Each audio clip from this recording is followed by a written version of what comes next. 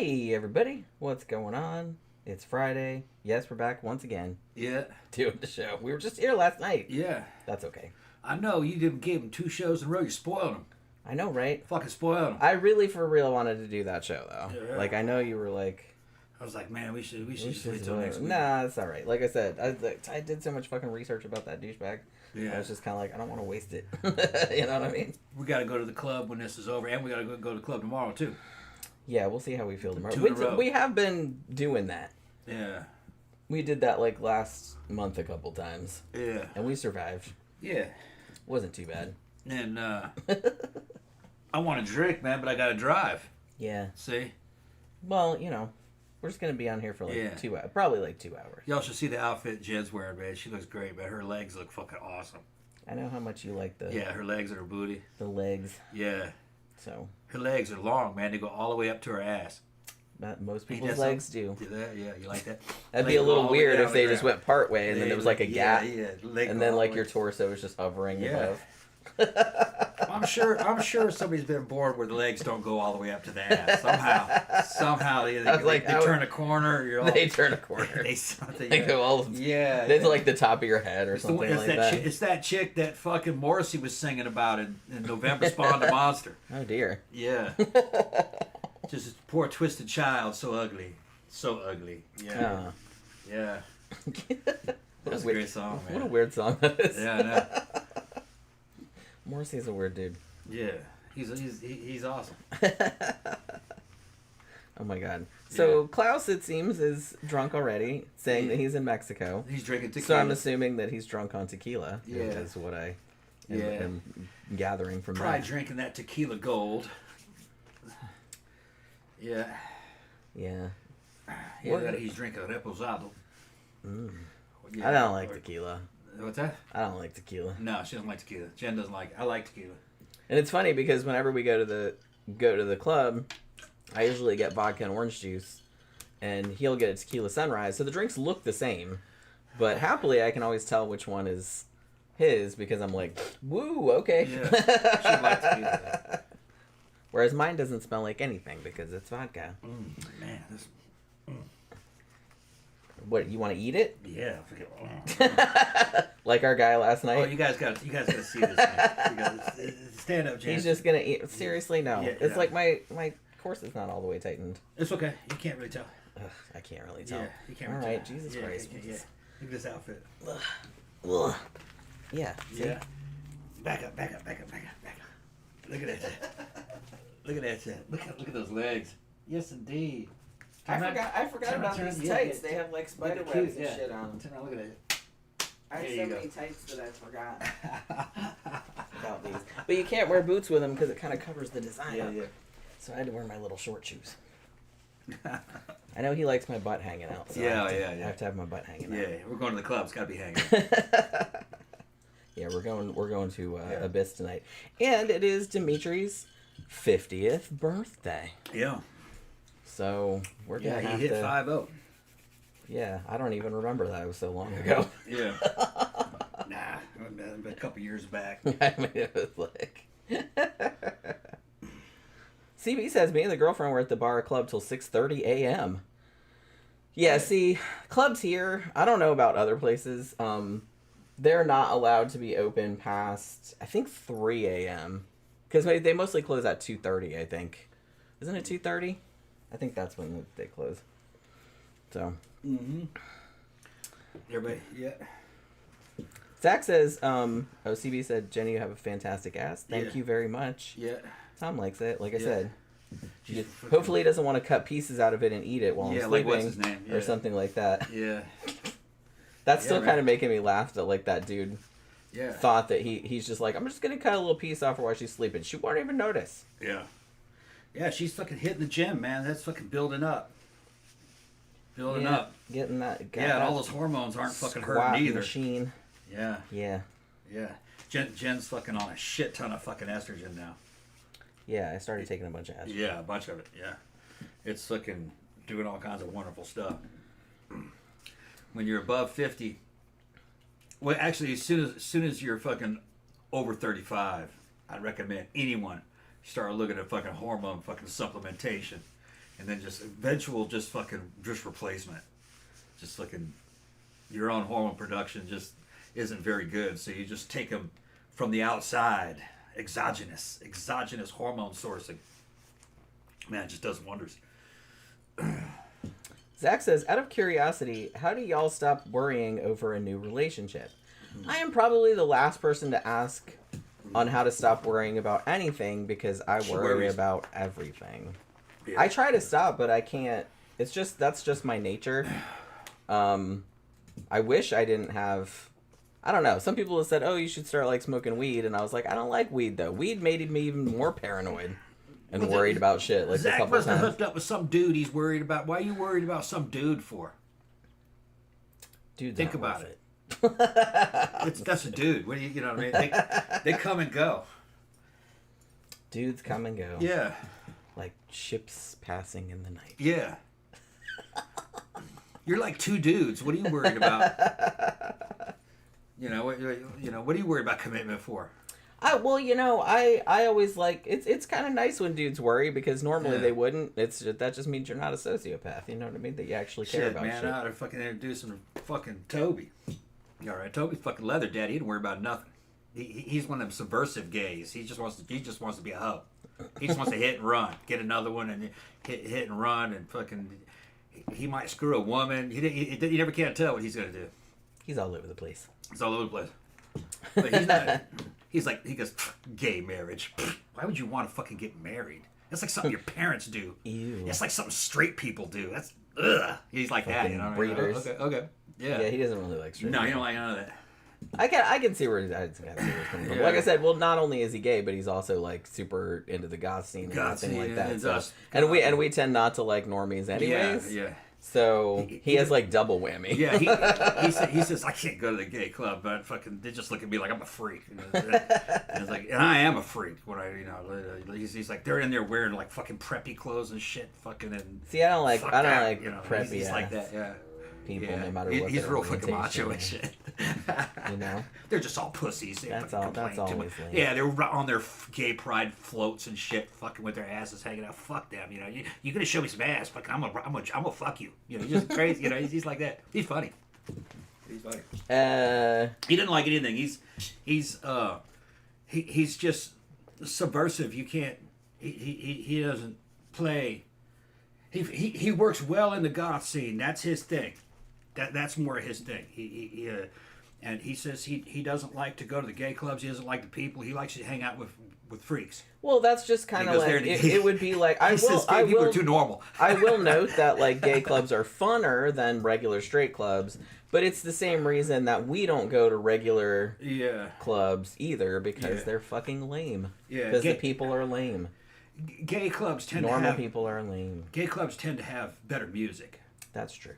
Some of the goth events happen at like gay bars. Yeah, they're normally a gay bar on most nights, but then they do one night a week or one night a month or something. Yeah, like that. And it's it's a normal goth crowd. Now you'll have all the bartenders are gay, and some of the gay people from other nights will spill into it, going like, "What the fuck is this?" You know what I mean? Right. And then they kind of get into it sometimes, but no, it's there's some crossover just because people that kind of don't, or people who are kind of interesting and don't fit in, kind of end up in the goth scene.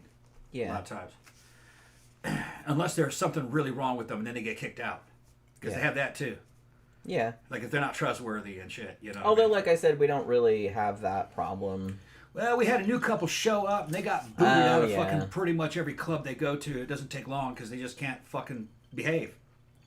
And they're a straight couple. And then they was like, we got kicked out of another place. We didn't do anything. And I'm just like, nah, you guys were doing shit. Something. You don't get kicked out for nothing. Yeah. You know what I mean? Yeah. So we kind of had to ask around, but they're still allowed some places. They're allowed at Abyss. They're allowed at Abyss still. We'll probably see them tonight. Yeah. As far as I know. Yeah. But they're kind of weird. He's all right, but she's kind of fucking weird. Yeah, she's a stripper, an ex-stripper. They were like all into goth shit. They know all the music and everything like that, but they were out of the scene for like 16 years. Yeah. Because they had kids and they were raising the kids and they didn't go out.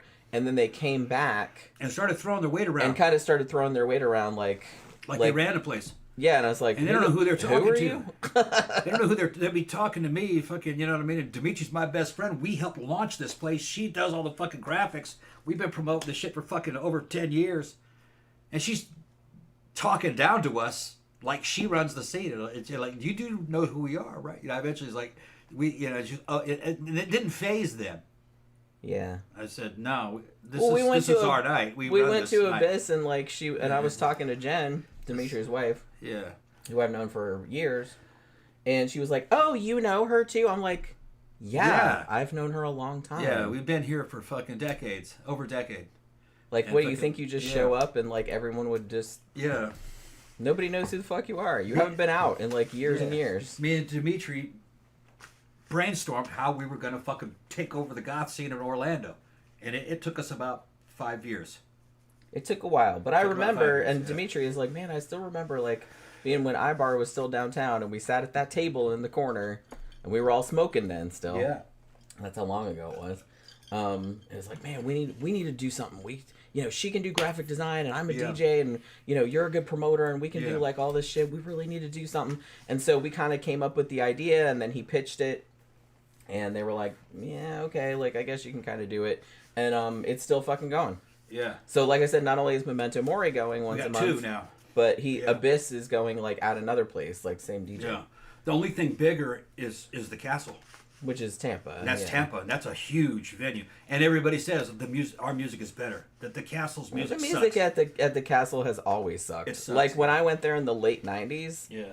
Like I would go, it's a cool place and it's like cool atmosphere. It's like Disneyland. The building is gorgeous. It's like they have a dungeon in the bottom, like a huge dungeon. I've been all over fucking New York. It's really cool. The New York scene, Boston scene, fucking I know what's going on in California. Fucking and the Castle is probably the best goth club in the world. It looks like when you picture what the ideal goth club would look like, that's what it looks like. Yeah, it was an old Masonic temple, and it's got 3 fucking floors, and there's a downstairs dungeon with cells in it, wrought iron cages and shit, and a bar. They have BDSM shit there, and then there's like a patio outside that's a big outside dance floor. The music's actually better there. The music's good out on the patio. It's more retro, dark wave. Kinda. And downstairs the music is usually good, but upstairs, like where the big main dance really floor hard is, industrial. It's not really good. Synthetic, and it's been like that for years and years. But and they got beautiful goth girls dancing on boxes. It's a whole thing, fucking chained up and shit, and it's like something you'd see out of a movie. Yeah, it's definitely like a movie. Yeah, and it's big. Yeah, it's a massive. It's packed full of fucking goth people, and normies are in there too sometimes, but they get bounced if they act bad. You gotta act right in there. And it's good for special events. They have the fucking vampire ball there. Yeah, they did the steampunk ball I don't think they do that anymore. They do the vampire ball once or twice a year. And then... it had been 1,000 people must have showed up. There was fucking line outside the goddamn down the fucking road. You couldn't walk it. And the place is big. Like I said, it's like 3 levels. And you couldn't... Like, you were just... Excuse me. Like, the whole time, there was like thousands of people in there. Yeah, and the building and everything, and just the way it's decorated, the quality of it looks like something out of like a real high-end German or Eastern European fucking major goth event like Convergence. It's like that. Yeah. Looks like something out of Convergence. I don't know if they probably have held Convergences there before, haven't they? I don't know. I don't think they've ever had Convergence here. Do they still do that? I don't know. I haven't seen it. Haven't heard of it. I haven't heard of it. We used to have Convergence. I'm pretty sure they still do. They still do the one in Germany. Yeah. Because the Starry Night played at it last year. And do they still do Whitby in England? I don't know. I I was in Convergence 1999 in the French Quarter. It was fucking huge. What Convergence is it was an annual event. I don't know if I haven't heard of one in a long time. It was all of the goths around the world converging on one fucking city. Yeah, it was like they would like plan vacations around it. And they've had them at they've also had convergences at Disneyland. Yeah. Where they had like Bats Day. Yeah, because Where everybody was in Disneyland and Disneyland Disney was- World, Yeah. it's not like a Disney World. sponsored event, No, they just show up. but they just call it Bats Day. Bats Day. And all the goths show up. Yeah, from all around the world to go to Disney To go to World. Disney World. There's no but goth kids, but... And then, like, all the regular family people are like, what the fuck is going on? Yeah, and you probably have to wait hours and hours to get into the into the haunted house. Yeah, because they're going to be fucking jamming that shit. just go in the haunted. Yeah. And all me and my friend Lizard went on the fucking Haunted Mansion like 4 times in a row. One time we just got off and got back on and got off and got back on.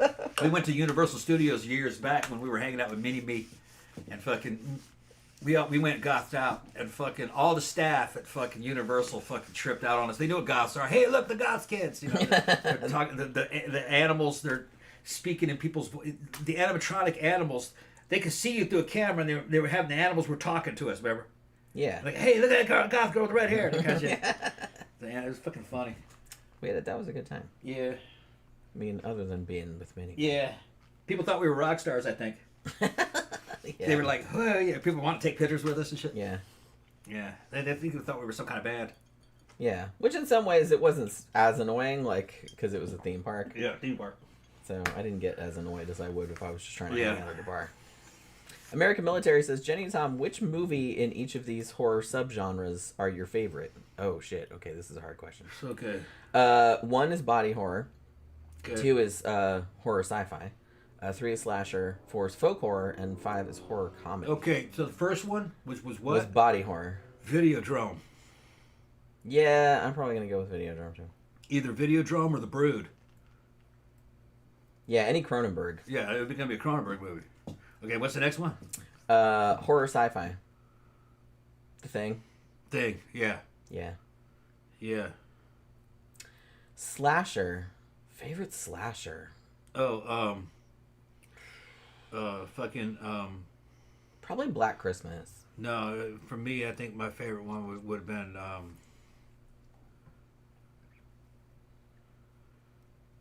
it would have been, I think it would have, Friday the 13th Part 2. That's a good one, too. Yeah. That's also a good pick. Yeah. That's probably my favorite. That's kind of like the most iconic That's one. like my favorite Friday the 13th movie by a mile. Yeah. Folk horror. Oh, shit. Wicker Fucking Man. No, yeah. That's Or a little good. Midsommar you like. I think I'm going to say Midsommar. Yeah. That's a Yeah. great fucking movie. Yeah. I really like that. Horror comedy. Ooh. Oh, there's so many of them. Fright Night, the original. That's a horror comedy, right? Yeah, I guess so. Also, back up Tucker and Dale versus Evil, which is one of the funniest fucking horror movies I've ever seen. Especially that dude jumping into the wood chipper head first. I laughed so hard. Yeah, I had to skip that one. I'll come back to that one. Also, American Werewolf in London. That's kind of a black comedy. Because there's a lot of stuff that's kind of. But probably Fright Night. I was gonna say like Evil Dead 2. Or Evil Dead 2. That's Yeah. also a good pick. Yeah. That's also a good pick. There's so many. Yeah. That's what I mean. I have such a hard time because it's like, there's so many good ones, man. Yeah. I was thinking about it today because I'm going to do like another video at the end of the year or at the beginning of the new year of all my favorite horror movies from this year. So I'm trying to like see some new shit. So if anybody's seen any movies from 2005 that you think are really good, then tell me. Like, I've seen a lot of them. Like, I have a list of ones I still gotta see. I still gotta see The Long Walk. That actually finally did come down to $10 instead of $20. So I might actually watch that. I still need to see 28 Years Later. And there's still a couple other ones that I needed to watch. What was after horror comedy? Or That's it. That was it. It was all. Yeah, that was it. That was it. That was a while back. Yeah. I just didn't, Yeah. So I think a lot of people would give the same answers. probably. So it's not anything. Our tastes are not like so bizarre that we're gonna pick something that other people wouldn't pick.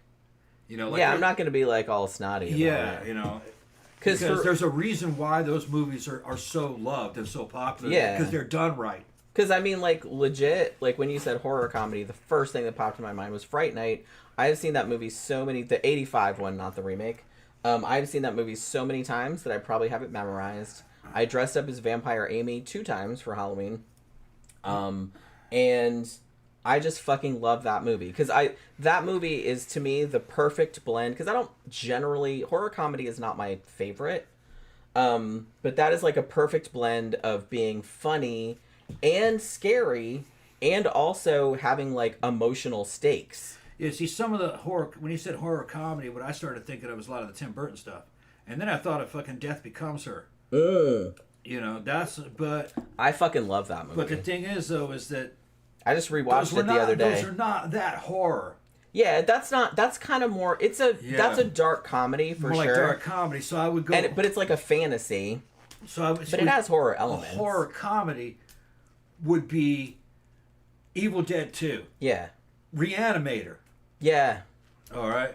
There's a million. From Beyond. Yeah. There is some comedy in that, but they're horror movies. And like I said, if you want to go newer, Tucker and Dale versus Evil is a great. If you have not seen it, please fucking see it. It's one of the funniest horror comedies ever fucking made.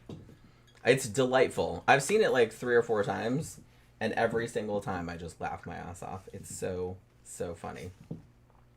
Grampter says, best horror comedy, The Lighthouse, the Robert Eggers movie. That was a good movie, but I really liked that movie. I liked it too, but I didn't understand it. I didn't care that I didn't understand it. They looked in there, and the way it ended, I was like, what the fuck? What the fuck was that? And I was just like, he looks into the light of the lighthouse, goes, that's the end of it, and I'm going, what the fuck is this shit?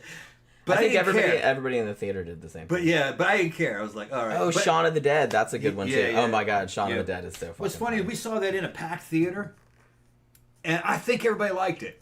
Yeah. Everybody knew that shit was a trip. I kind of feel like most people that would go see The Lighthouse, a Robert Eggers movie, I would hope they know what they're in for, right? I mean, I didn't know what I was in for. Well, I mean, I did. Like, because I've seen his other movies, right?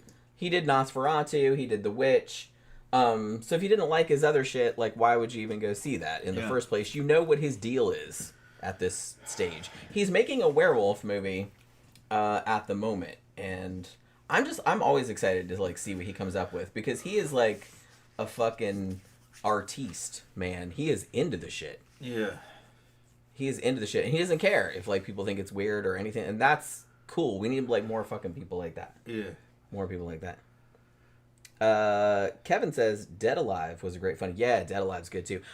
You would probably fucking love. It sounds familiar. It's Peter Jackson, same guy that did The Frighteners, same guy that did Lord of the Rings. This was like his very early, and it is hilarious. It's just this over the top, gory. It's fucking hysterical. Yes. You would probably love it. Horror comedy. I almost would say Frighteners, but I don't know if that didn't have the same impact as fucking Evil Dead 2 on the scene. That particular Frighteners, I think, was actually a bomb in the theater. Yeah, it didn't do that well, which is a shame because it's really good. I saw it in the theater after I got off of work when I was living in Boston when it came out, and I was the only man in the theater. But I kind of liked it. I was the only person in the theater. But I kind of liked the idea that I was the only person in the theater. Yeah. Like I got a private viewing of it. I just fucking loved it. I thought I loved the content, the lore, the parapsychology dimension of it. All kind of checks out with a lot of like some of my personal experiences. Even though it was kind of tongue in cheek, but I liked the all American feel to it, kind of like Back to the Future. And she did that one. And Peter Jackson was involved in those too, wasn't he? No. I thought he had something to do with it, maybe that. But it kind of felt like a Back to the Future gone wrong. A dark version of Back to the Future, where Marty McFly actually was a fucking... He, like, hit the skids. And he's... like, when he got to middle age. Yeah, he's still kind of a good guy, but he's very dark. And he's trying, he's got a sad backstory and shit. And he can see ghosts. He killed it in that movie. Oh, yeah. So good. I think that was one of Michael J. Fox's best performances. Because he's like still sympathetic. He's kind of scuzzy, but he's still like sympathetic. Yeah. And and he's just kind of trying to survive as a ghost hunter, basically. Yeah. And he's trying to rebuild his dream house. His wife died. He felt responsible for her death and shit. Unbeknownst to everybody else, he's a fake ghost buster. Yeah. Well, the ghosts The aren't ghosts fake, are real, but he calls them to those houses. but they're his buddies. They're his buddies. So he's And like, he goes hey, in there go and fuck with pretends that person, and then like they'll call me. And then he uses his. It's a good scam. He uses the ghosts that he's friends with to fucking terrorize people out of their money. Yeah. Yeah. And Lee Ermey, he's in the cemetery controlling all the other ghosts. He's a fucking drill sergeant. He knows about it. Frank Bannister, you and your scuzzy fighters scaring the good people. Fucking Hilldale, what was the name of that fucking town that he was in? He goes, I don't remember. my tour of journey's another 75 years. I gotta please plot of dirt with your name on it. Your ass is mine. Fucking, yeah, that's funny. All right, Sarge. Fucking, fucking, it was a great fucking movie. And fucking Jeffrey Combs being a Jeffrey Combs was in it. One of his best performances. Being a total creepy weirdo. Yeah, he plays fucking Special Agent Danvers, who is awesome. He's an FBI. I love Jeffrey Combs. Paranormal specialist who is fucking he was with all these cults, investigating all these cults from the inside, penetrating them and shit. And he's seeing the paranormal, and he's fucking got all kinds of emotional problems and shit. Up, yeah. All kinds of PTSD for the shit that they did to him. I was a sex slave for. And they deleted that. They did, yeah. Yeah. In the extended, uncut version, he goes, I was a sex slave for the Manson family. What was one of the things that he fucking... fucking funny, man. Yeah. And, he thinks Frank's killing people using, psychokinesis. Yeah. He says, that Grim Reaper that you're seeing is actually your psychokinetic energy. Your subconscious is killing these people. And he was gonna he had an Uzi on him, pulled an Uzi on him. It's fucking good. It was a fucking cool flick. Yeah, Counterlock says the Frighteners definitely receives a lot of love these days. Yeah, I'm really glad that it got appreciation now, because back when it came out in 1996, I don't think people knew what to make of it. There's a couple different edits of it. The longer edit was the one that I saw in the theater. But then when I saw it on cable, a lot of it was missing. And I was like, what the fuck happened with this scene? But I have the long cut. You can get it. It on the DVD or the Blu-ray offers the director's cut and the theatrical cut. Although the theatrical cut is fucking shorter. The director's cut was the long one that I saw. So I guess they edited it after they showed it. I don't know. Well, sometimes they do that. I don't know if they do it nowadays, but they used to, when they would roll a movie out, sometimes they would roll the movie out, and if the feedback wasn't great, sometimes they take it back and re-edit it real quick or something like that. Okay, and then they called the original the director's cut. They don't do that anymore, I don't think, because it's not... They don't release movies the way they used to. Because I saw Star Wars A New Hope as a little kid in '77 at Mann's Chinese Theater in California. When I was a kid. And the edit I saw had scenes in it that were cut out. But because I saw that in California a week after its first release. And evidently they edited it for everyone else. There was a scene in there where he talks to Biggs back on Tatooine, and Biggs tells him that he's joining the rebellion. And there was another scene where I think the Han Solo talking to Jabba the Hutt scene was in there. I think. No. That's not what... No, that was added later. No, they added that later, but then they put a slug. They put Jabba as you know him in there. The original, Jabba was just a man. Yeah. I think that might have been in it, but I do know there was a scene in there where Luke was driving the land speeder, and he had a whole conversation with C-3PO. And then they took that out eventually, but you can get that scene now. But it's not part of any cut. It's just that scene leaked. But I remembered that scene, and people laughing at it because C-3PO said some funny shit, but I don't remember what it was. I didn't get it. I was a kid. Counterlock says horror holiday comedy Jack Frost, not the Michael Keaton one. Yeah, I know there's probably a lot of confusion with that. I actually unironically love that Jack Frost horror movie, especially that part where he. I don't think there's any delicate way to put this, but he's a snowman, he's a killer snowman, and he rapes a girl with his carrot nose. Yeah. Yeah, it's something. I watched it on. I've seen it multiple times, and I think there was a riff tracks of it, and I watched it on Joe Bob Briggs. He did it on for Christmas last year or the year before. But I actually unironically love that movie. I think it's really good. American Military said Return of the Living Dead is my favorite horror comedy. That's another great one. I love that movie also. Gramther says, this is a good question. Name 3 mainstream movie actors who horror well. My 3 are Willem Dafoe, Ethan Hawke, and Vera Farmiga. Those are very good picks, actually. Willem Dafoe... Yeah, he's good. He is fucking so cool. He was great in fucking Poor Things, which technically wasn't a horror movie. It was kind of Frankenstein-y, but it wasn't really a horror movie.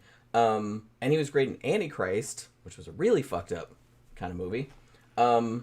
He was in The Hunger. Actually, I think that was the first time I ever saw him, but he was in there for like a second. Like, he was like, blink and you'll miss him kind of thing. That was like an early role. But yeah, Ethan Hawke, it's funny because he was such an it dude, like in the 90s, because he was in like all those kind of 90s. He was in like Reality Bites and all that kind of stuff.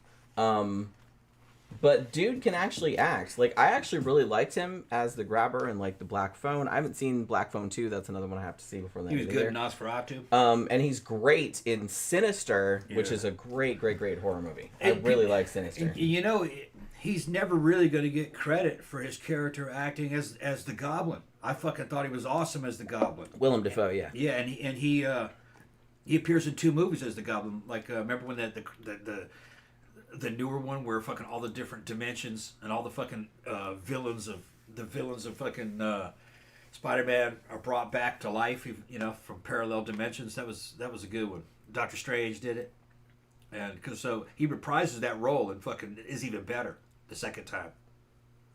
And you know, that was kind of a shallow part for him. You know, there's not a lot to those parts really. But he was able to deliver a small amount of material with a lot of power. I like him. Yeah, he really made that character feel like a real character.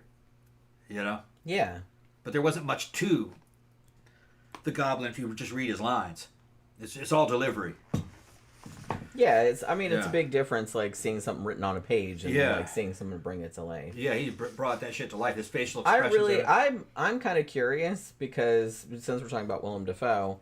And I mentioned that he was in Poor Things, and I saw that movie and I fucking loved it. I loved Poor Things. It's so fucking awesome, and I'm curious how you would react to it. What's it called?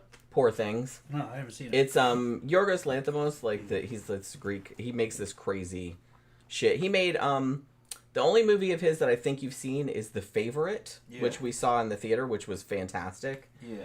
But this movie is bonkers, and but like in the best possible way. I fucking loved it. I thought it was like, super entertaining. But yeah, I did like a review of it on my in my other playlist. You know what I mean? Like my Flickers of Fear thing. And Willem Dafoe was in that. It's kind of like a Frankenstein story, but sorta. But then it has like a whole bunch of other shit going on. I don't even know what genre I'd call it, to be honest. It's not really any genre. Counterlock says Nicolas Cage is becoming a horror icon in this new phase of his career. Yeah. Yeah, he's just going to be like in anything, and that's fine with me. Yeah. You know? He never phones it in, does he? Nope. He was in Willy's Wonderland. He was in Mandy. Yeah. He was in Color Out of Space. Yeah. Mandy was fucking great. God, I loved Mandy. Do I own that? Oh, I don't know. I remember I bought him like a silk poster for Mandy, and it's like all pink and shit like that. It's pink cool. and black. Yeah, I think it's in the gym actually. Yeah. Yeah, Willem Dafoe is in Streets of Fire. God, I haven't seen that in forever. That's another thing. Oh, and Cheryl's like, I love Poor Things. It was so fucking good. That was one of those movies that I watched and I was like, God damn it. It's like, it almost made me kind of like, holy crap, like the art of cinema is still like alive and well, you know what I mean? Because that movie was just super entertaining, like all the way through. Oh, it's alive and well, but you notice it's not with the big Hollywood studios. Well, that was a big, I guess, it was a huge like budget. When was that though? Couple years back. It's not that old. All right. It's not that old. When did Poor Things come out? 2022? 2023? It was just a couple years ago. A lot of the big studios are so fucking cautious. They don't. Yeah, Cheryl said it's a must-see. It's batshit. Yeah, it's crazy. I actually can't believe that movie got fucking made for lots of reasons. But I was just kind of like, I was just smiling ear to ear the whole fucking time I watched it. Super, super entertaining. Gramster says, y'all need to prioritize seeing The Florida Project. Yeah, I've been wanting to see that for a long time. Willem Dafoe plays the good-hearted manager at a Fleabag Orlando motel. Yeah, I've been wanting to see that. Yeah, Cheryl said I watched Poor Things twice in a row. 2023. Yeah, so it's only a couple years old. Has anybody seen his newest movie? What the fuck is the name of it? Like, I saw the trailer for it and I was like, whoa, that looks weird. I kind of want to see it, but I can't remember what the name of it is. I think Emma Stone is in it again. Who was also in Poor Things. He works with a lot of the same actors. I reviewed Poor Things, and I also did his other movie, Killing of a Sacred Deer, which I think came out in 2017, 2018, something like that, which was also weird as shit. But I don't know, I was kind of into it. Like, it was kind of one of those uncomfortable kind of movies. You're like, what the fuck? Like, what the fuck is going on? You know what I mean? But Poor Things was just like pure entertainment the whole way through. But then the whole time you're just like, this movie is fucking insanity. Begonia. That's right. Begonia. I kind of want to see that. I saw the trailer and I love that the trailer is just kind of like, you have no idea what the movie's about. You have no idea. It's just like some weird ass shit. And it's just like, hey, new movie from Yorgos Lanthimos. And I'm just kind of like, all right, I'm in. So I'll eventually watch that. Yeah, Oracle said. Yeah, that's what movie I'm talking about. Counter said, Tom, did you know the axe Nick Cage forges in Mandy was inspired by Celtic Frost's band logo? No, I didn't know that. Well, I mean, that makes sense, though, because that was kind of like... The whole aesthetic of that movie was just, like, so black metal. Yeah. Like, with all the... Trip. Like, the fonts that they used and everything like that, because I have a couple fonts. Yeah, I gotta make sure to buy that one. I thought we already had it, but maybe not. We have Color Out of Space. I know we have that. Because I rewatched that. I went through there looking for something, and I don't remember seeing that. I'm pretty sure we had that, though. Maybe. If I look for it... Maybe some of our DVDs and Blu-rays got put somewhere else, because... No, I kept them all together during the move. Maybe it's there. I don't know. Because remember we were saying that, like, the other day, we thought we had... What was the movie we were talking about the other day? It's like, oh, I thought we had this movie, and you couldn't find it. I don't remember which one it was. It was just a couple days ago. Yeah. But yeah, I can't remember either. Because when our internet was out, we were just kind of, like, looking for movies, and I was just kind of like, I thought we had this one, and we didn't. We have a million movies. Like, I don't have Dolomite as my name. See, I thought you did. No, I have Dolomite. Okay. I don't have Dolomite as my name. I got a real Rudy Ray Moore, isn't that his name? Rudy Ray Moore. Yeah. Yeah, I got a real Rudy Ray Moore. I could have fucking sworn though. But I don't have the Eddie Murphy version, which I need to get that one. That's a fucking classic. That's a super good Eddie Murphy. Yeah, I love that. Movie. That was like really good. Yeah, one of his best movies in a long time. Cheryl also says favorite Christmas horror movie other than Black Christmas. Ooh. Christmas horror. Let me see. I know I've done, like, some reviews of some Christmas horror. I love Krampus. I love, what's that one? I've actually done a couple of newer ones that I really liked. What's that one that I did last year? About the killer robot Santa. It was last year or the year before. It was almost kind of like the Terminator, but it was like a robot Santa. I can't remember what it was called. I've done some shitty ones too. Like, I reviewed that Christmas horror movie. I think it's called To All a Good Night. And David Hess directed it. Like, you know, if you're a horror fan, you know David Hess was the guy that played Krug in the original Last House on the Left, the Wes Craven movie. And he directed a couple movies as well, including this one. Fun fact, To All a Good Night was actually the first horror movie released in the 80s. Because it was released in like January of 1980 or something like that. Like after Christmas, which is dumb. But sad to say it wasn't great. It wasn't great. I didn't really care for it, but you know what I mean.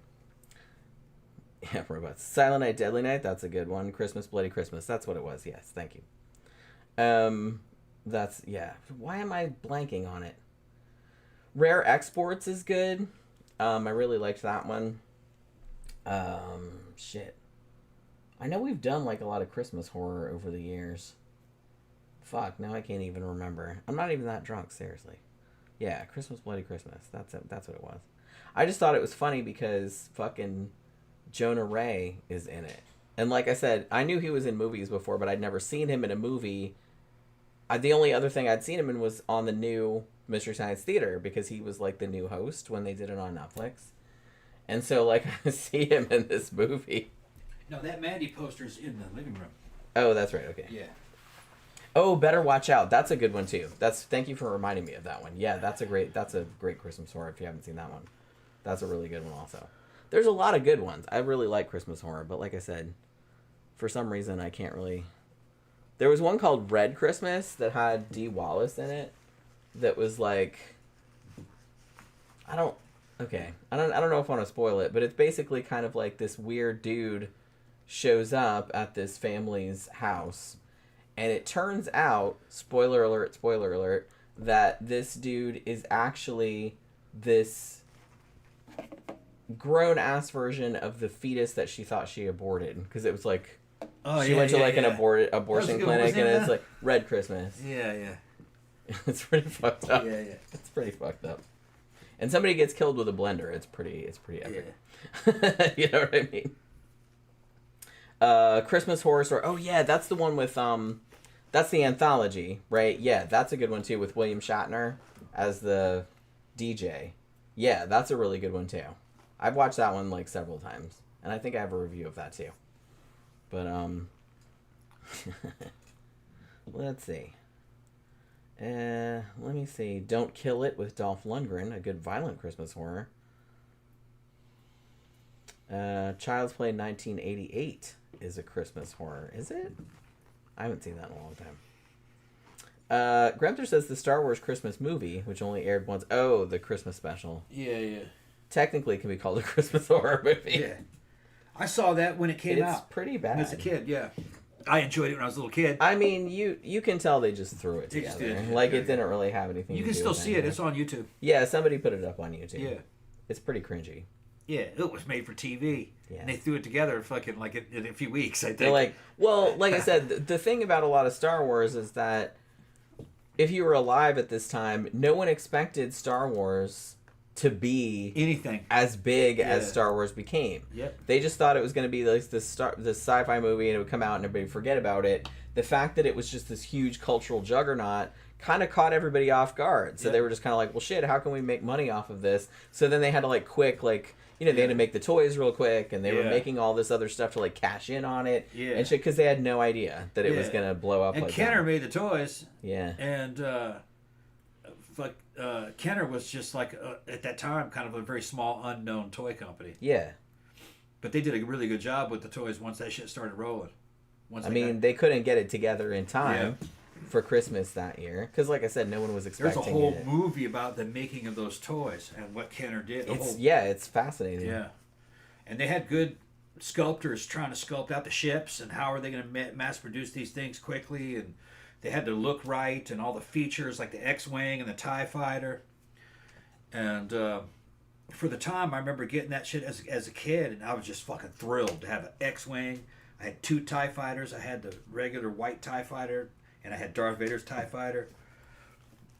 I had the Land Speeder. We had the Land Speeder. I had the Dewback Lizard that had a whole bunch of stormtroopers, and they weren't expensive. They were, I think a figure was only like $1.50. They or something like that. They weren't expensive. Cheap. I mean, Yeah. The ships were more, and eventually, by the time the second movie came out, they had those fucking Imperial walkers, the little 2-legged AT-AT walker, and those were expensive, but kids had them. I wasn't out of the country. I didn't give a shit by that time that those things came out. But they had all kinds of shit from the third movie, the B-Wing fighter, and those things are worth a lot of money if you have one. And if you have the original box, you're a rich man. Yeah. Because those boxes all got thrown out. Well, yeah, because why would you? Only some very wise motherfuckers said, one day this might be worth something. And they kept the fucking box. Well, like I said, nobody understood like how culturally indelible that would be, and like that this many decades later, that people are still like into it. You know what I mean? Yeah. Count Orlock says, "Have you ever seen Sint 2010 or Saint from Holland? St. Nicholas butchering people on December 5th. Wait, that's tonight. LOL.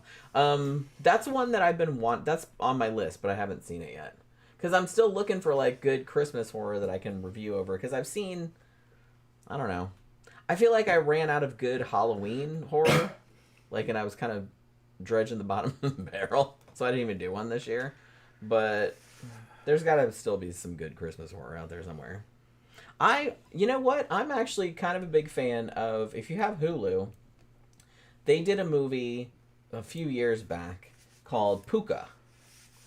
That was the second one, they made a second one too. The second one is not really a Christmas movie, but the first one totally is, and that was actually surprisingly decent. I was kind of into it. Yeah, Zach says, still bugs me Star Wars and Marvel are the only movies that make money anymore. Yeah. But they're not making money like they used to, though. I don't know. They're still making billions of dollars, so. CB says, the rocket-firing Boba Fett is worth $1.34 million. Yeah, there's like 2. Yeah. 2 or 3 of them. Can I get another? Yeah. Yeah, so I saw my glass isn't clear. There's a video on there of like the world's biggest Star Wars collector. He's got a whole fucking house just filled. It looks like a toy shop, and he has one of those rocket firing Boba Fett, and it was never sold. It was some kind of prototype, and it's real. He got it from somebody. He can't tell you where he got it from. He won't tell you where he got it from. I think it was somebody that worked for Kenner. You know what I mean? Who helped make it? Yeah, because they're just kind of like, hey, we're making this. What do you think? He paid a shit ton of money for it. Yeah, I mean, anything like that. Yeah, if you had that, that's like your fucking retirement plan. Cheryl says, nice cup, Jenny. Thank you very much. Yeah, it's like I've had it for years, but it's like for some reason I never use it. I just got it at like Spirit Halloween a few years ago. I got it to use on one of our Halloween shows, and then I just kind of forgot about it. I have a Trick or Treat one too. You know, like the Trick or Treat, like the anthology movie with Sam. Yeah, it has little Sam on it. I have one of those too. It's over there someplace. But I was like, I'm gonna use the Shining one. But yeah, so I don't know. I kind of feel like they put out new, and I guess last year the big Christmas horror was Terrifier 3, right? I liked that. I thought it was a lot of fun. Long, but that's okay. I thought it was fun. Especially I'm still laughing about that fucking chainsawing the dude in half like ass crack first gag. I laughed and laughed. It's so fucking funny. Yeah.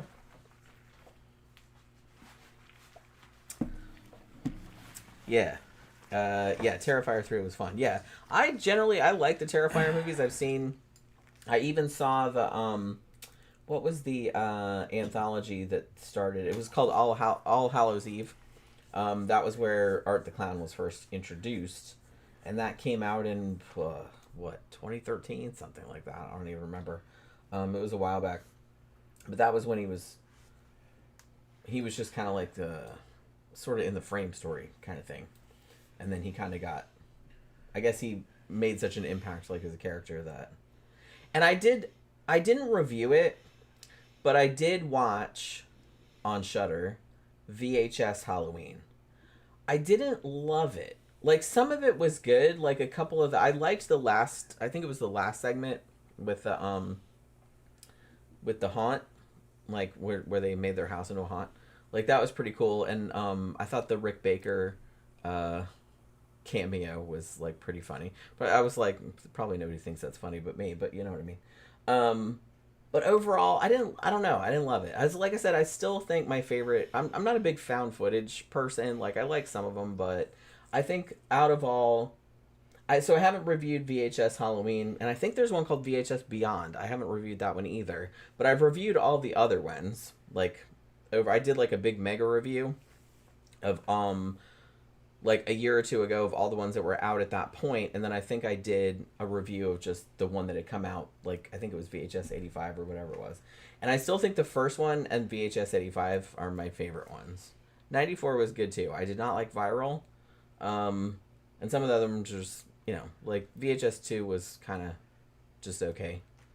But like I said, I'm not a big found footage person.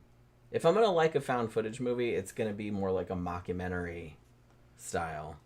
Because all that kind of shaky where it's like you can't tell what's going on, that just kind of pisses me off most of the time.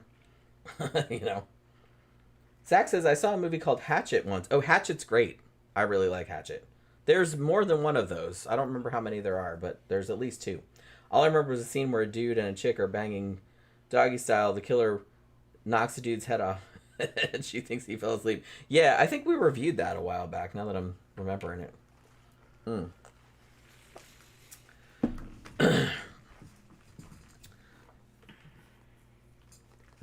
CB says, I would pay for that Boba Fett, but my girlfriend would take my dick away for spending that much money on a toy. Yeah. I mean, assuming that you even had that much money in the first place, which, man, if you had $1.34 million, what are you even doing here? I remember that guy showing one of them. I think he said there's 3 or 4. There's 3 of them or something, and they're all different. They were little handmade type little prototypes. None of them were ever sold because they were afraid of choking hazard. That was around that same time choking hazard stuff started to come out. Because dumbass kids are like, hey, I'm going to put this in my mouth. I think. Because why wouldn't you do that? Yeah, I think it's why. But it or shot a rocket out of back. Nose. I kind of remember that. Like, I remember that being a thing. Well, we knew about it because when we were kids, they were advertising that was coming. It was on I think that's what I'm remembering. It was on the back of, when you bought a figure, it's cardboard on the back of it. I think there was a picture on the back or on the front of like a Boba Fett coming soon. Yeah. The thing is, though, is that Boba Fett was not in Star Wars, not in the first one. He was in the second one. But there was going to be a Boba Fett movie or cartoon that was going to come out, and they were going to sell toys. They were going to sell that toy based on it. But the cartoon never came out. I got to remember how it went. And it was either before or after A New Hope had premiered in the theater. I think it might have been before. There was going to be a teaser cartoon. I think I may be wrong. I'm probably wrong. It was either a little bit before, or a little bit after they were going to put out a cartoon, and it was going to include the main character was Boba Fett. It was going to be like a little side adventure, and they were already teasing that particular figure. And I think that, if I remember correctly, I was a kid when this was happening. I think that was before. I think that was before the second movie came out, Empire Strikes Back. Not after. They were going to tease Boba Fett for the coming movie. I think that's how it went, if I remember correctly. But that figure that they showed with the Boba Fett firing the rocket out of the back of it, they had a photograph of it. It never came out. What came out was the Boba Fett that you know. It was just had a rocket fixed in his fucking backpack. It didn't shoot. CB says the Boba Fett got recalled because of the rocket being too dangerous. Oracle says the Boba Fett cartoon from the holiday special is available on Disney+. Okay, all right. Okay, so it did come out? Evidently. All right. Like I said, I'd have to research it. I don't really remember. Did that come out? That came out before Empire Strikes Back, though, right? Yeah, I don't know. He said it was a holiday. It was that. Oracle said that there was a Boba Fett cartoon from the holiday special. From the holiday special that came. Okay, then that means. And that's on Disney Plus now. Okay, so that was before. Yeah, because when did the holiday special? Holiday special came out right after New Hope. Yeah, that's what I thought. I thought that was like late 70s. Yeah, I remember that there was something funny about the order. Hazy. But... Cheryl says, best horror film of the year so far. My pick is probably going to be... Ooh. Alright, I'm going to cheat. I'm gonna give you my top 3. My top 3 are going to be so far, and I haven't seen all the new shit, Like I said, I'll probably do a video either by the end of the year or early in the year. My top 3 so far: Bring Her Back, probably my favorite of the year. Weapons and Sinners. Those are my 3 favorite so far this year. But I also really liked Good Boy. I really liked The Ugly Stepsister. I really liked Companion. That was great. There have actually been a lot. I don't think there's quite as many like awesome ones as last year, but I mean, there's a lot of really good ones. I've seen a lot of really good ones. Oh, and Together. That's a good one too. Like I really liked that a lot. It's like a body horror kind of movie. So all of those. Cheryl says Jenny's top 3 is my top 3. Yeah, I kind of feel like I've looked at other people's lists of like top 3 horror movies, like their favorite horror movies, and those 3 are pretty universally, other than, you know, your random ass motherfucker be like, I didn't really get like what, you know, like there's always going to be somebody whining, but it's like most people pick those 3 movies in some order. Because, man, Sinners was fucking amazing. Weapons was fucking amazing. Bring Her Back was really fucking... That's probably my favorite of the year. It's hard to say. But... I don't know. I think that's probably my favorite of the year, is Bring Her Back. They're talking about that Boba Fett. So is the Boba Fett cartoon inside that Christmas special? Because you can get that Christmas special on YouTube. But I haven't seen it though. I don't know. You can like. I don't remember seeing that when that special came out on television. I don't remember there being a cartoon in it. Maybe there was.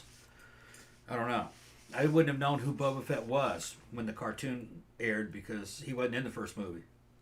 It's interesting idea though. Wouldn't mind seeing it. And I think Count Orlok said that was the only thing that George Lucas liked out of that. You know, funny is George Lucas he was a good idea, man. He wasn't a very good director. A New Hope was fucking a mess. It was fucking way late. They reshot a bunch of shit. Evidently, there was like no discipline on set. Things weren't getting done. The fucking studio was fucking going, what the fuck are you doing? Why isn't this shit done? He wasn't very good at what he did. And he didn't, the best one was Empire Strikes Back, and he didn't direct that. I think it was the same guy who did RoboCop 2 directed that, I think. Isn't that right? I can't remember. Wouldn't it? It's a British director, I think. What was his name? Lawrence Kasdan? Why is that something like that. And, that was the first thing I thought of. Yeah, he wasn't a very good director. And A New Hope was gonna be trash. It got saved in edit. And I think Lucas's wife at the time fucking did the edit. Was like, give me went that. in there and fucking, and she was like throwing shit out that he loved. And evidently everything that he loved was some zany, goofy bullshit. You know, that's what Lucas likes. Zany, goofy he bullshit. Just likes that. But like I said, most people don't like that. Yeah, so Lucas was shame evidently if you like that kind of shit, but it's like, you know. Lucas evidently was a person who had to be told no a lot. Irvin Kershner, thank you. Irvin Kershner, yeah. Didn't he do RoboCop 2? I don't know. Yeah.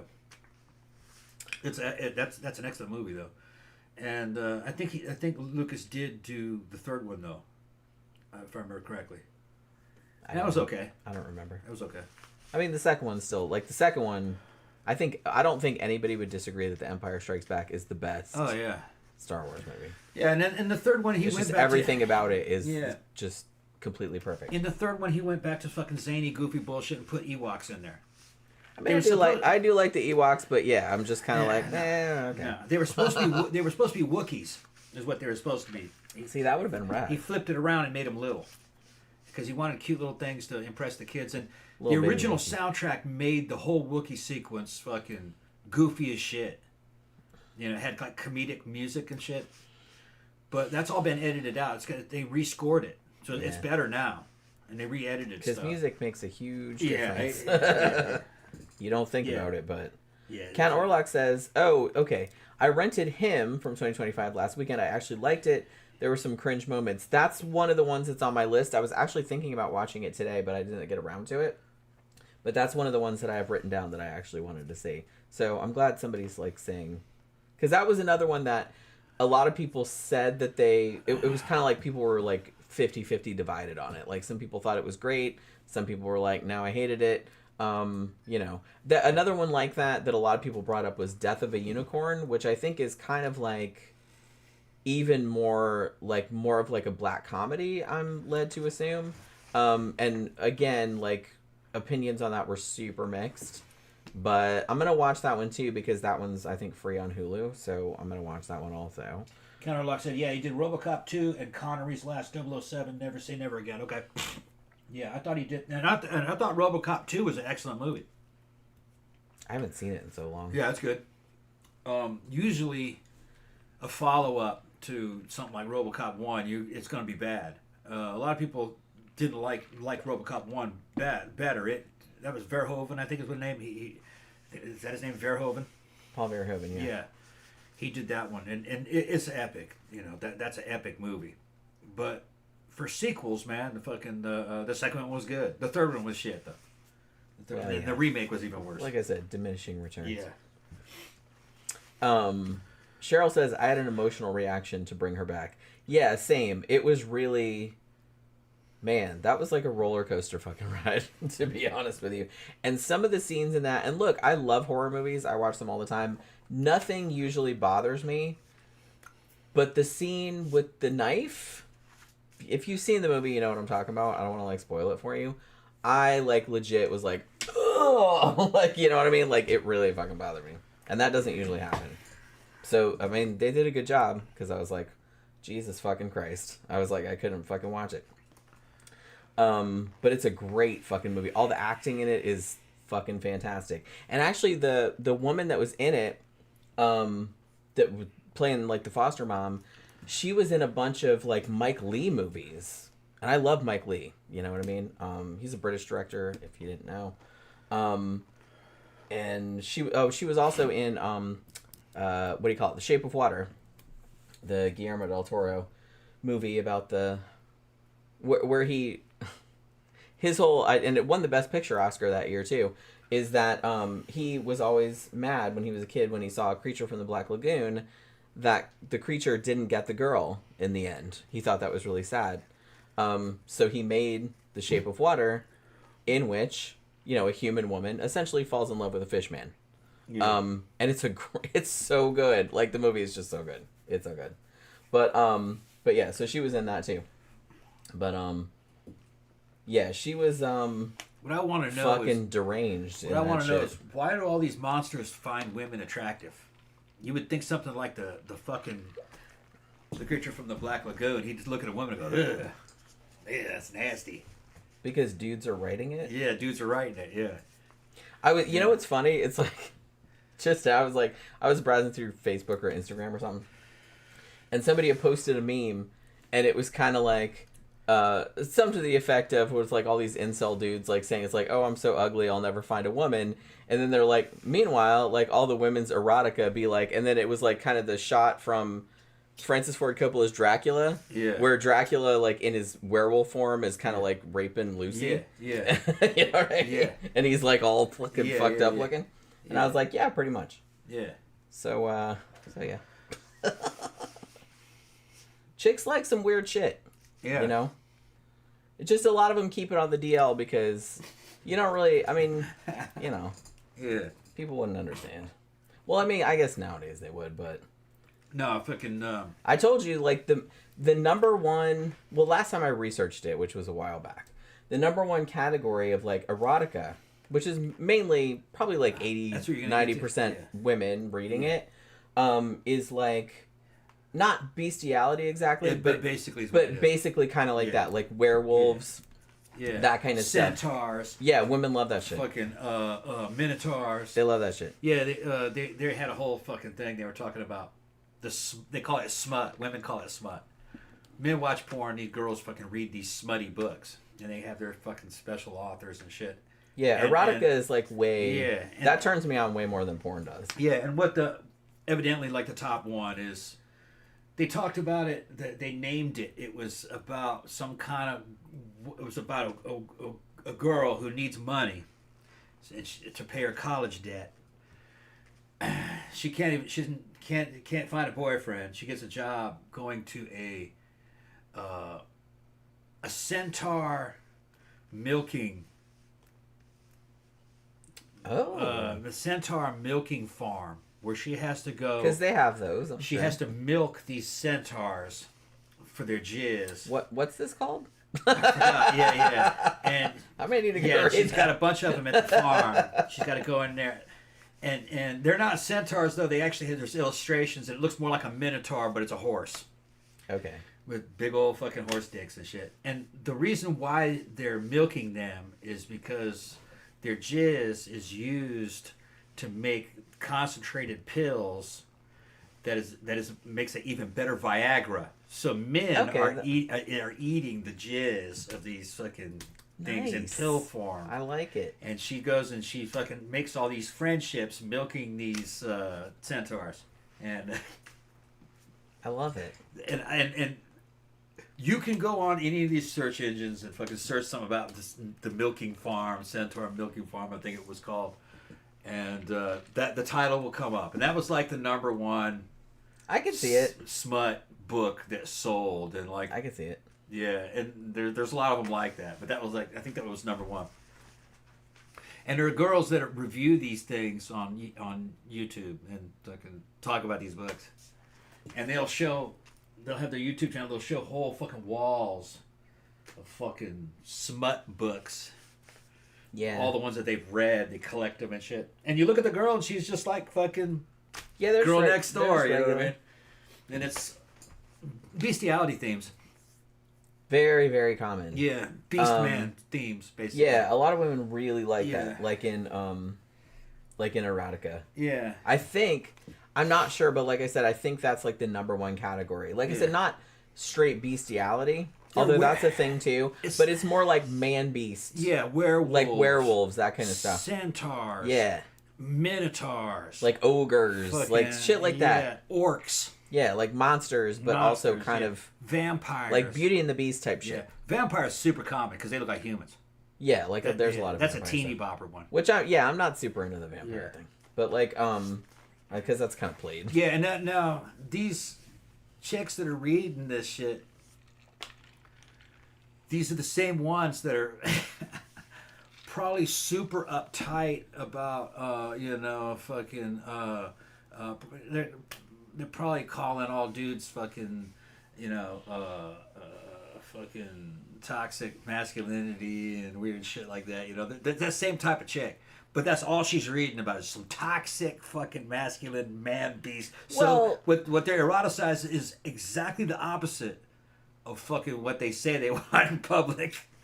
It's just like a lot of lefty girls that were fucking in the Ivy League when I was hanging out in Boston.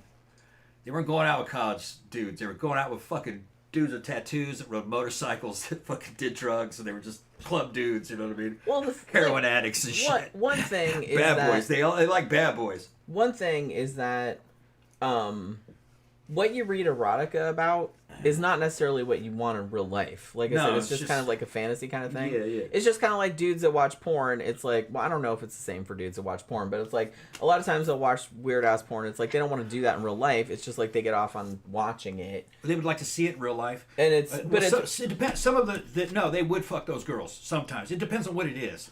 Depends on what it is. It's a mixture. And I guarantee you fucking those girls reading that smut. You take them to a. If you get them right, you could get them to do that. Well, because I'm not going to get super specific or anything, but it's like I have read erotica about stuff that I thought was like super hot, but I wouldn't want to do that in real life. Well, the thing is the way it's described in a book is kind of like the way something would be shot on film. That's not the way it's really going to look if you were in that situation with the fucking. Chances are the person you can get a hold of it's not going to be top notch looking. Well, people. That's what I mean. That's kind of the cool thing about. Well, that's the cool thing about like erotica or about just like imagining stuff is like you can imagine like whatever you want. Yeah. You can make it however you want to make it. Yeah. So you can just kind of tailor it to your own tastes. When shit happens in real life, obviously there's a lot of other factors that are not going to contribute to. The hotness of the situation. So it's just kind of like, it's just an escape. Just like, you know, it's the same kind of shit. DVD Dragon said the fucking milk from a centaur will get you bricked up for 5 days. Sell the pills at the gas station. Yeah. See, that's the fucking funny thing. These chicks reading these smut books, fantasizing that they're milking the centaur, and then she's collecting in the bucket. Eventually, other dudes are gonna eat. That's kind of funny. Yeah. I like that idea. Yeah, and that his masculinity is strong enough to power the masculinity of other men. Others. Yeah. Sure. That's the mind fuck some chick came up with. That's pretty funny. Yeah. Like I said, if you like, erotica is way more like porn. A lot of porn to me is kind of boring. It's very boring. It's very clinical. Like I said, I guess dudes like that because, like I said, they're very focused on parts. Like we were talking about, like with the cannibal last night. Yeah. Just like pieces. And like women are more holistic. We like a situation. There has to be a situation, and there has to be like, what are the relationship with these people? Like, what's going on with this? Like, you know, what's going on? Like, what's the framework? Yeah. I can't just look at like a body part and be like, ooh, you know what I mean? It's not the same. So I think that's why women like erotica a lot better, because it's like it's a whole thing. It's a whole situation, and you can put yourself in that situation. Or, you know, and because it's written, you can kind of picture it however you want to picture it. You're not being fed someone else's visual idea of what you should like, because I don't really like that. So, because I was like, oh, well, somebody else thought that was hot, and they're showing it to me. And I'm like, yeah, okay, but it's like, you know, it's not what I would imagine. Zach says, imagine the kids that the woman in the centaur would put out. Yeah. She'd have these children, and they'd come out looking like little centaurs and shit, little horses. Aww. Little foal. She'd have a foal, and it's like a little toddler with like little horse legs. It's fucking funny. Like a little Shetland pony. Yeah. But with a little kid. Yeah, it'd be like something out of My Little Pony. That's pretty funny, actually. Yeah. I know I think centaurs are like a big thing. Probably werewolves, I think, are like the biggest thing. Which I get, because that's still kind of like a person, but then they change into a wolf. Like, I get that. Yeah. Centaur's kind of hot, too, I guess. Those are, you know, none of this shit's new, because fucking, that's what the Greeks and the Romans were talking about. Yeah. Yeah. I mean, they're yeah, like I said, it's not that weird. It's just kind of like, yeah. It's basically furries, is what they're talking about. Yeah. That's right. They dug up a pretty damn famous statue down in Europe back in the 1700s, and all the aristocratic royal people were standing around while they were uncovering it, and they were trying to see what the statue was. And when they finally got down to halfway through, they're like, "Oh fuck!" And what it was is it was a fucking excellent statue of really high quality Roman of a satyr, you know, a guy with goat legs raping a fucking female she goat. Yeah, that's what it was. And they were like, "Oh," and it was like pornographic, you know. Yeah. But that's furry. They have a lot of that stuff. Furry bestiality porn. Like I know that like what's the big museum like in London? I know they have a lot of that. Yeah. Like sometimes they put it out like on display so you can come see it, but it's like most of the time it's kind of in the back. Yeah. Rooms. Like I think they kept that shit at the Vatican for a while hidden.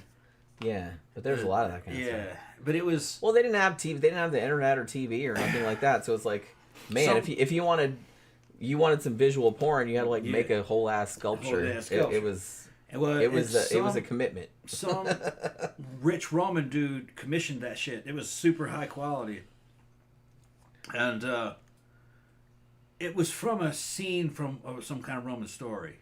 You know, it wasn't just pulled out of their ass. It was some kind of story. It was a scene in a story. But, you know.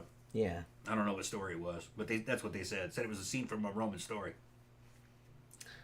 Zach says, I saw a video review of a woman who's an author complaining about how erotica is messing up normal writing, like romanticy stuff. Yeah, I kind of get that because sometimes, like, I got sent a book to review, and I'm not, don't get me wrong, like, I liked it and stuff, but it was kind of a horror story, but also it was kind of like romance erotica, which I'm not mad at. It's just that if I'm going to read a horror story, I don't want all this romance shit in there. You know what I mean? Like, if I'm going to read romance, which I don't, I don't know. I'm either kind of like, give me a horror story, or just be straight up smut. I don't want some like in between. And I know like a lot of people like that, so I'm not shitting on you. I'm just saying that I don't really like that. I don't really like a horror story and then all of a sudden, although I have like a couple of books that I bought a long time ago that are specifically like anthologies of like erotic horror, but like you knew that that's what it was going into it. It wasn't kind of like, I think I'm reading a horror story and then all of a sudden here's this like romance novel shit, and I'm just kind of like, ugh, here we go. You know DVD what I mean? Dragon's saying some good shit though. You're right. The motherfucker's got to have a job. Yeah, the male character in a porn's always got to have some kind of job. Well, yeah. Yeah, he can't just be some you fucking horny MILF. Useless. He's got to have a job. It was like that's like the dudes don't give a shit what the chick's job is. Not usually. Well, unless why she's they? A nurse. Unless she's a nurse or something like that. That's a job. But because they'll have different themes. But yeah, that's why I was gonna say something. I forgot what I was gonna say. Yeah, it's funny. He's I remember what I was talking about. Fucking Chuck Tingle. Tingle, he wrote that fucking bizarre gay smut, and the titles are just the title of the book is enough to just make you bust up. Like. Please go to his Wikipedia page. Yeah. If you're having a shitty day, go to the Chuck Tingle Wikipedia page and read some of the titles of his books, and I guarantee you, your day will get better. Just the fucking. Just titles like my billionaire gay airplane boyfriend, and he's talking about having a sex with an airplane. It's a gay airplane. There's a lot of airplanes. And he's a boy. Anthropomorphic airplanes. Yeah. Dinosaurs. Ghosts. A lot of that. Ghosts. Yeah. Unicorns. Unicorns. There's some unicorns. Yeah. Gay unicorns. Unicorn colonel. He's a military unicorn. Yeah, military unicorn colonel. Fucking. There was one where it was called "Pounded in the Ass by My Own Ass." That was one. Pounded in the Ass. And then there was a follow-up which was called "Pounded in the Ass by My Own Book." Pounded in the Ass by My Own Ass. That was the name of it. So the book. Pounded by my was like a thing. It was very meta. Was fucking him in the ass. It's very meta. Just yeah. Perception. Dude's a genius. Yeah. Seriously. Just fucking hilarious titles. Some of her ghosts too, and then his profile picture is a stock photo of a dude in a karate gi. It's a goofy looking dude in a karate gi. I love it. I just love the whole mystique around Chuck Tingle. I love that. I think that's so fucking funny. Like I said, if you're ever having a shitty day, like every now and then I'll go over to his Wikipedia because he puts out. I mean, they're short books. They're like short stories essentially. So he puts out new ones like all the time, and they'll add it to the Wikipedia page like all the titles, and you just scroll through the titles and you'll just laugh your ass off. Yeah. Like, oh my god, it's so fucking. He's funny. A genius. Yeah, he's totally a genius. It's fucking hilarious. And one guy I like on YouTube, Dom Noble, he did a couple videos where he read some of the Chuck Tingle shit like out loud, and it was like, oh my god, it was so funny. Like it was him and this other girl that he works with sometimes, and they like fucking read him, and it was like so fucking funny. CB said the guy that went on Jerry Springer after he married his horse. Yeah, that sounds like some shit that would have been on Jerry Springer. I don't remember that particular episode. I didn't watch a lot of Jerry Springer, but that sounds like some shit that would be on there. Zach says apparently Chuck Tingle's own son helps him edit his books. Yeah. I mean, God love him. I mean, he came up with a really good angle. Nobody else had come up with that, and it's like the titles are just so funny that it's like you just can't. Yeah, you want to actually kind of not like pay attention to it. It's just kind of like, oh my god, it's just. Another one was he had one. I don't remember the name of the title, but it was basically you're on the moon as an astronaut having sex with gay dinosaurs that are also on the moon. For some reason. Yeah, they were velociraptors. Okay. If I remember correctly, the title. Yeah. Whatever. You're on the moon. having sex with velociraptors. With velociraptors. Gay. And they're gay velociraptors. Gay we have to velociraptors. specify. They're not straight velociraptors. No, they're gay ones. Okay. Yeah.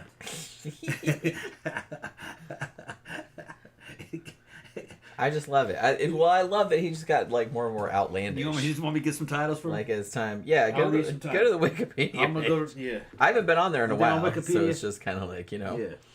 Okay, I'll read some of the titles. Zach says, once I saw a porn clip called something like "Ghost Stepsister Gets Fucked While Stuck in the Sink." It was just a shot of an empty kitchen for like 5 seconds. Yeah, they fooled you, I guess. How much ghost porn is out there? Chuck Tingle book title. Overview. Yeah, I told you. It's like a whole fucking ass list. Tom Baker says, not into dinosaurs. Some people might be. Dinosaurs, airplanes. What's his other main thing? Like, because some of the stuff... Does he do Bigfoot? Doesn't he do Bigfoot sometimes? I don't remember if he does Bigfoot. I'm trying to... I feel like that's another big erotica category is Bigfoot, Yeti type stuff. Because that's also kind of like a man, but also like a monster. Okay. Which is kind of a big thing. Now, see, I Chuck's Bigfoot Tinglers. There you go. Yeah, I thought he had done like some Bigfoot stuff. Yeah. Okay. Chuck's Living Object Tinglers. Okay, but these aren't the fucking really. Okay, here you go. the Tingler. That's a collection. These are collections. Yeah. Okay. So they're all like He's selling collections. Okay, that's a good idea. I gotta fucking try to find.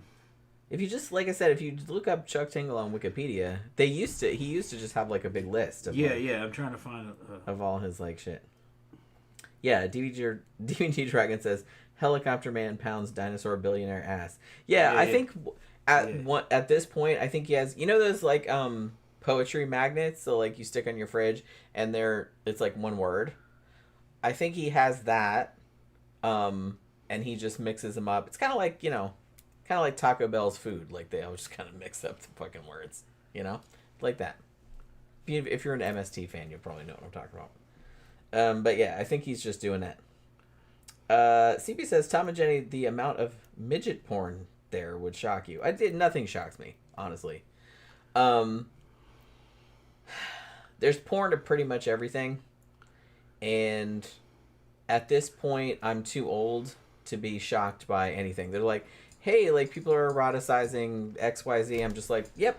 Okay, here we go. Sounds about right. These are the novels. Helicopter Man pounds dinosaur billionaire ass. Yeah, that's what DVD Dragon But again, the final days of pounding ass. But again, I like that. Straight. Okay, bury your gaze. Okay, romance. Now, my billionaire triceratops craves gay ass. Taken by the gay unicorn biker. Okay, I remember that one. Yeah. I'm gay for my living billionaire jet plane. Glazed by the day living donuts. But no.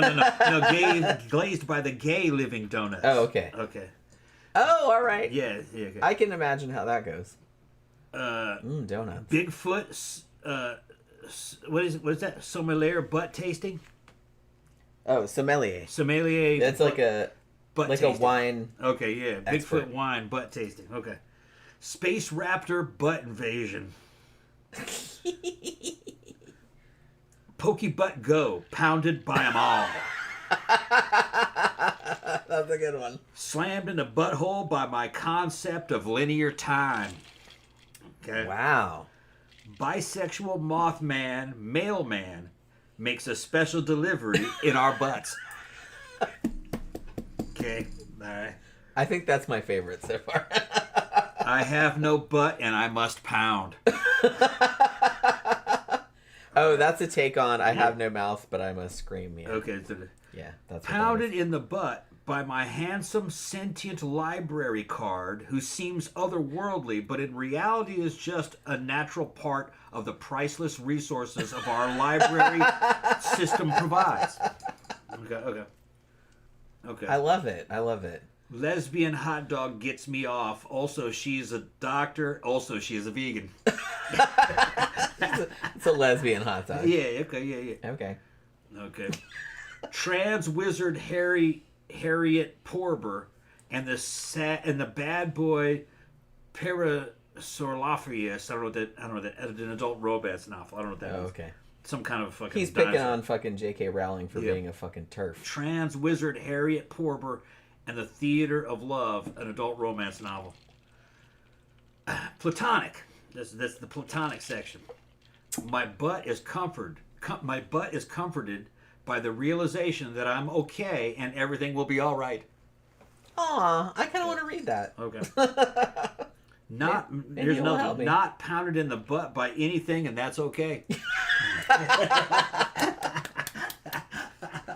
I want to hang out with this dude. Okay. Seriously. Okay. So fucking funny. Not pounded by anything while I practice responsible social distancing. Okay. Oh yeah, that was during COVID, I imagine. Yeah. Absolutely no thoughts of pounding during my fun day with this kind T-Rex because I am aromatic and asexual, and that's a wonderfully valid way of proving love is real. Aww. What kind of shit is that? All right. He's like I said, he's just Okay, here's the satire books. Satire section. Oppressed in the butt by my inclusive holiday coffee cups. Okay. Oh, that's picking on the fucking Okay. people crying about the Starbucks cups, not saying Merry Christmas on them and all that. Pounded by the pound. Turned gay by the socioeconomic implications of Britain leaving the European Union. Okay. Okay. So that was a while back, yeah. Okay. That was some Brexit, yeah. Donald Trump pounded in the butt by the handsome Russian T-Rex, who also peed on his butt and then blackmailed him with the videos of his butt getting peed on. Yeah, okay. 2017. Yeah, because he's into that, apparently. Yeah. My handsome sentient face mask protects me, despite the ridiculous conspiracy theories that he won't also as he pounds me in my butt. Make it sense. Not pounded by romance wranglers of America because their new leadership is from the depths of the endless cosmic void. Fucking stupid. Self-referential section is buttception. A butt within a butt within a butt. Okay, that's funny. Okay. Pounded in the butt by my book. Pounded in the butt by my own butt. Yeah, we were talking about that earlier. Turned gay by the existential dread that I may actually be a character in a Chuck Tingle book. Ooh. Living inside my own butt for 8 years, starting a business, and turning a profit through common sense reinvestment and strategic targeted marketing. Fucking ridiculous. Oh my god. Slammed in the butt by my Hugo Award nomination. Oh yeah, that's right. You got a Hugo Award. Pounded in the butt by my constantly changing thoughts on the ongoing mystery of Chuck Tingle's real identity. Yeah. Pounded in the butt by my book. Pounded in the butt by my book. Pounded in the butt by my book. Pounded in the butt by my book. Yeah, he did like a whole like. Pounded in the butt by my book. But yeah. Okay, yeah, okay. He did a whole series. That was shit. That went on for long. That was 2017. That went on a while. Pounded in the butt by my handsome sentient manifestation of my Twitch stream. Okay. Okay. Now there's some compilations. Okay, Yeah. Space Raptor. Okay. Yeah, that's all they have on his Wikipedia. Yeah, because a couple people are checking out, so I was like, Yeah. Counterlock said, gotta check out. See y'all next week. All right. CB says, got stuff to do. See everyone for the Monday movie review. Yeah. So yeah, we're gonna be splitting in a bit too. Yeah, because it's 9. We still got a little Yeah, bit. but I can't drink anymore. Well, no, I can, but Zach says these are amazing. Yeah. Yeah. Like I said, dude's a genius. Zach, you'd probably like those books. One of these days, I'll actually read one of them. You know, I've heard other people read them, like, you know, and they're actually just funny, well written. Yeah, you know what I mean. It's not just he doesn't just throw shit out. You know what I mean? Like they actually are well written. So, you know what I mean. But yeah, it's just fucking. I don't know. It's just very funny to me. Very funny to me. But man, I'm gonna have to fucking take some antacids. Stomach's burning up from that coffee. Ooh. But here's the thing. Like, if I read those, you know, it's erotica nominally. But it's just kind of like, would I even get off on that? No. No. Probably be funny, though. It's just funny. Just funny, though. You know? Because it's not really... Because, I mean, I'm too busy, like, laughing at it to really kind of get into it in that way. Is all I'm saying. Go get some... Okay. Well, when you get back, I gotta... Tom's, man. My shit's burning up. He's, like, all fucking dyspeptic and shit. Zach said they probably got someone off. Yeah, I mean, obviously, the shit sells, so I don't know if anyone's buying it for the intended purpose or if they're just buying it because it's funny, but whichever. Like, he probably still makes money off it, right? So, I don't know. I kind of feel like I don't really have, sadly, I don't have much time to read much anymore. I still do. I still have to. I got sent a book by. I've reviewed books by an author named what's his name? Sean Barber, I think his name is. And I've reviewed a couple of his books before, and he sent me his new one. So I'm gonna review that, but it's not coming out till March, so I don't want to review it until like later, like closer to the release date. But he did like send it to me like in ARC. So I will read that and see. And I might, I don't know. I'm not promising anything, like I said, because I've been really busy. But I usually like to do at least one Christmas horror movie or a Christmas horror book or something like that around this time of year and like put a video up about it. But we'll see if I have time to do that, because I do like to. I think last year I did. What was the one that I did last year that was really good? That I can't remember what the name of it was, but it was about, like, it was kind of like a buddy cop horror, like, and they were investigating this. It was kind of like a Krampus-like monster, but it wasn't Krampus, but it was like something kind of like that, like an old school like Christmas monster kind of thing, and it was really, really good. But I liked that a lot. And another one that I did was one called Everything is Temporary. That was good too. Like, it was, I think that was a novella. But I reviewed that one as well. So, I don't know. I'll see if they have any good Christmas horror come out this year. We'll see. Tom Baker says the movie The Haunting of Julia, a creepy movie. Ooh, that's great. And actually, that is one of few... That's probably my favorite Peter Straub adaptation, because that's actually an I'm sure you know, but it's an adaptation of the Peter Straub novel Julia, which came out in 1976, I want to say. I read the book but a long time ago. But the movie is Mia Farrow is in it. Keir Dullea from 2001: A Space Odyssey is in it. He's a real jackwagon in this movie. But it's great. Honestly, I picked that, I think when I did over on my Scare Salon channel, when I picked my five favorite horror movies from, what year did that come out? I want to say 81, but I might be wrong about that. That was one of my top 5. And not a lot of people have seen it. In the UK, it's called Full Circle for some reason. That doesn't have anything to do with anything that happens in the movie, but whatever. You can drink that if you want. But, okay. Yeah. I'll just pour it in here. Yeah, pour it in. But yeah, it's really creepy. It's like, if you really like kind of low-key, just spooky ghost stories from that era, yeah, I would definitely recommend it. Like I said, it's called The Haunting of Julia in the US, but in the UK it's called Full Circle, like in other places. But it's really good. Like, Mia Farrow's in it. And Tom Baker says, that soundtrack. Yeah. 77. Okay, so it was older than I thought. But it was definitely one of the ones that I picked for my top 5 for that year. Like, I really, really like that movie. It's just kind of like, yeah, there was like, I kind of feel like the score was like, wasn't it like a lot of clarinet or oboe or something like that? And yeah, it was, I was really into it. Like I said, it's very low key and it's very, but I like that. Like, to me, that kind of shit's creepier than more in your face kind of shit, you know? Okay, so the club opens at 10 for us? 10 or 10:30. 10 or 10:30, okay. Because like I said, we showed up at 10 before, and they were still in there. The normies are still in there watching bands, and like Yeah. the bands are still cleaning up. Yeah. You know what I mean? So I was at least try to get there like at 10:15. Right. Is usually so we need to leave about 9:45. Yeah. Is when we probably should leave. So we can do another half hour. Yeah. 15 minutes. I gotta pee though. Okay. Yeah. Like ugh, all that coffee. Gotta give it to me. Yeah. Oops.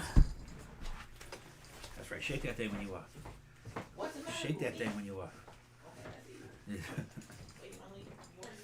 Okay, Yeah. Should be a good night tonight. See what you guys are talking about.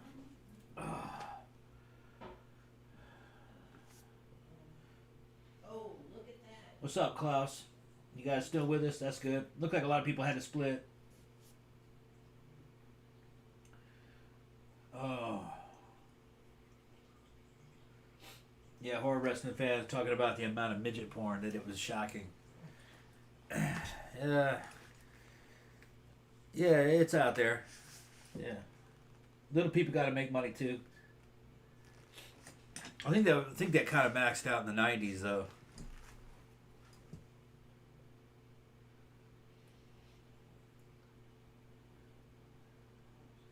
Tom Baker said he's not into dinosaurs. I don't think anybody's into dinosaurs. I think just Chuck Tingle's just trying to write some fucking crazy shit. Ugh. Interested to see who's going to show up. 2 fucking nights in a row, man. Got to do the club twice. Tomorrow's going to be fucking rough, man. Because I usually wake up after a club night and I'm fucking wore out. We don't get back till, we usually don't get any sleep till probably around 5. And then we sleep all day. And I gotta get up, fucking pressure wash both cars today. And let me see. Motorcycles come along good. I ought to wheel that bitch in here, but Jenny killed me.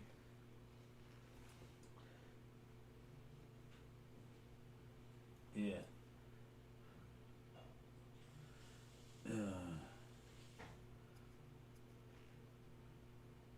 Honeymoon Killers movie.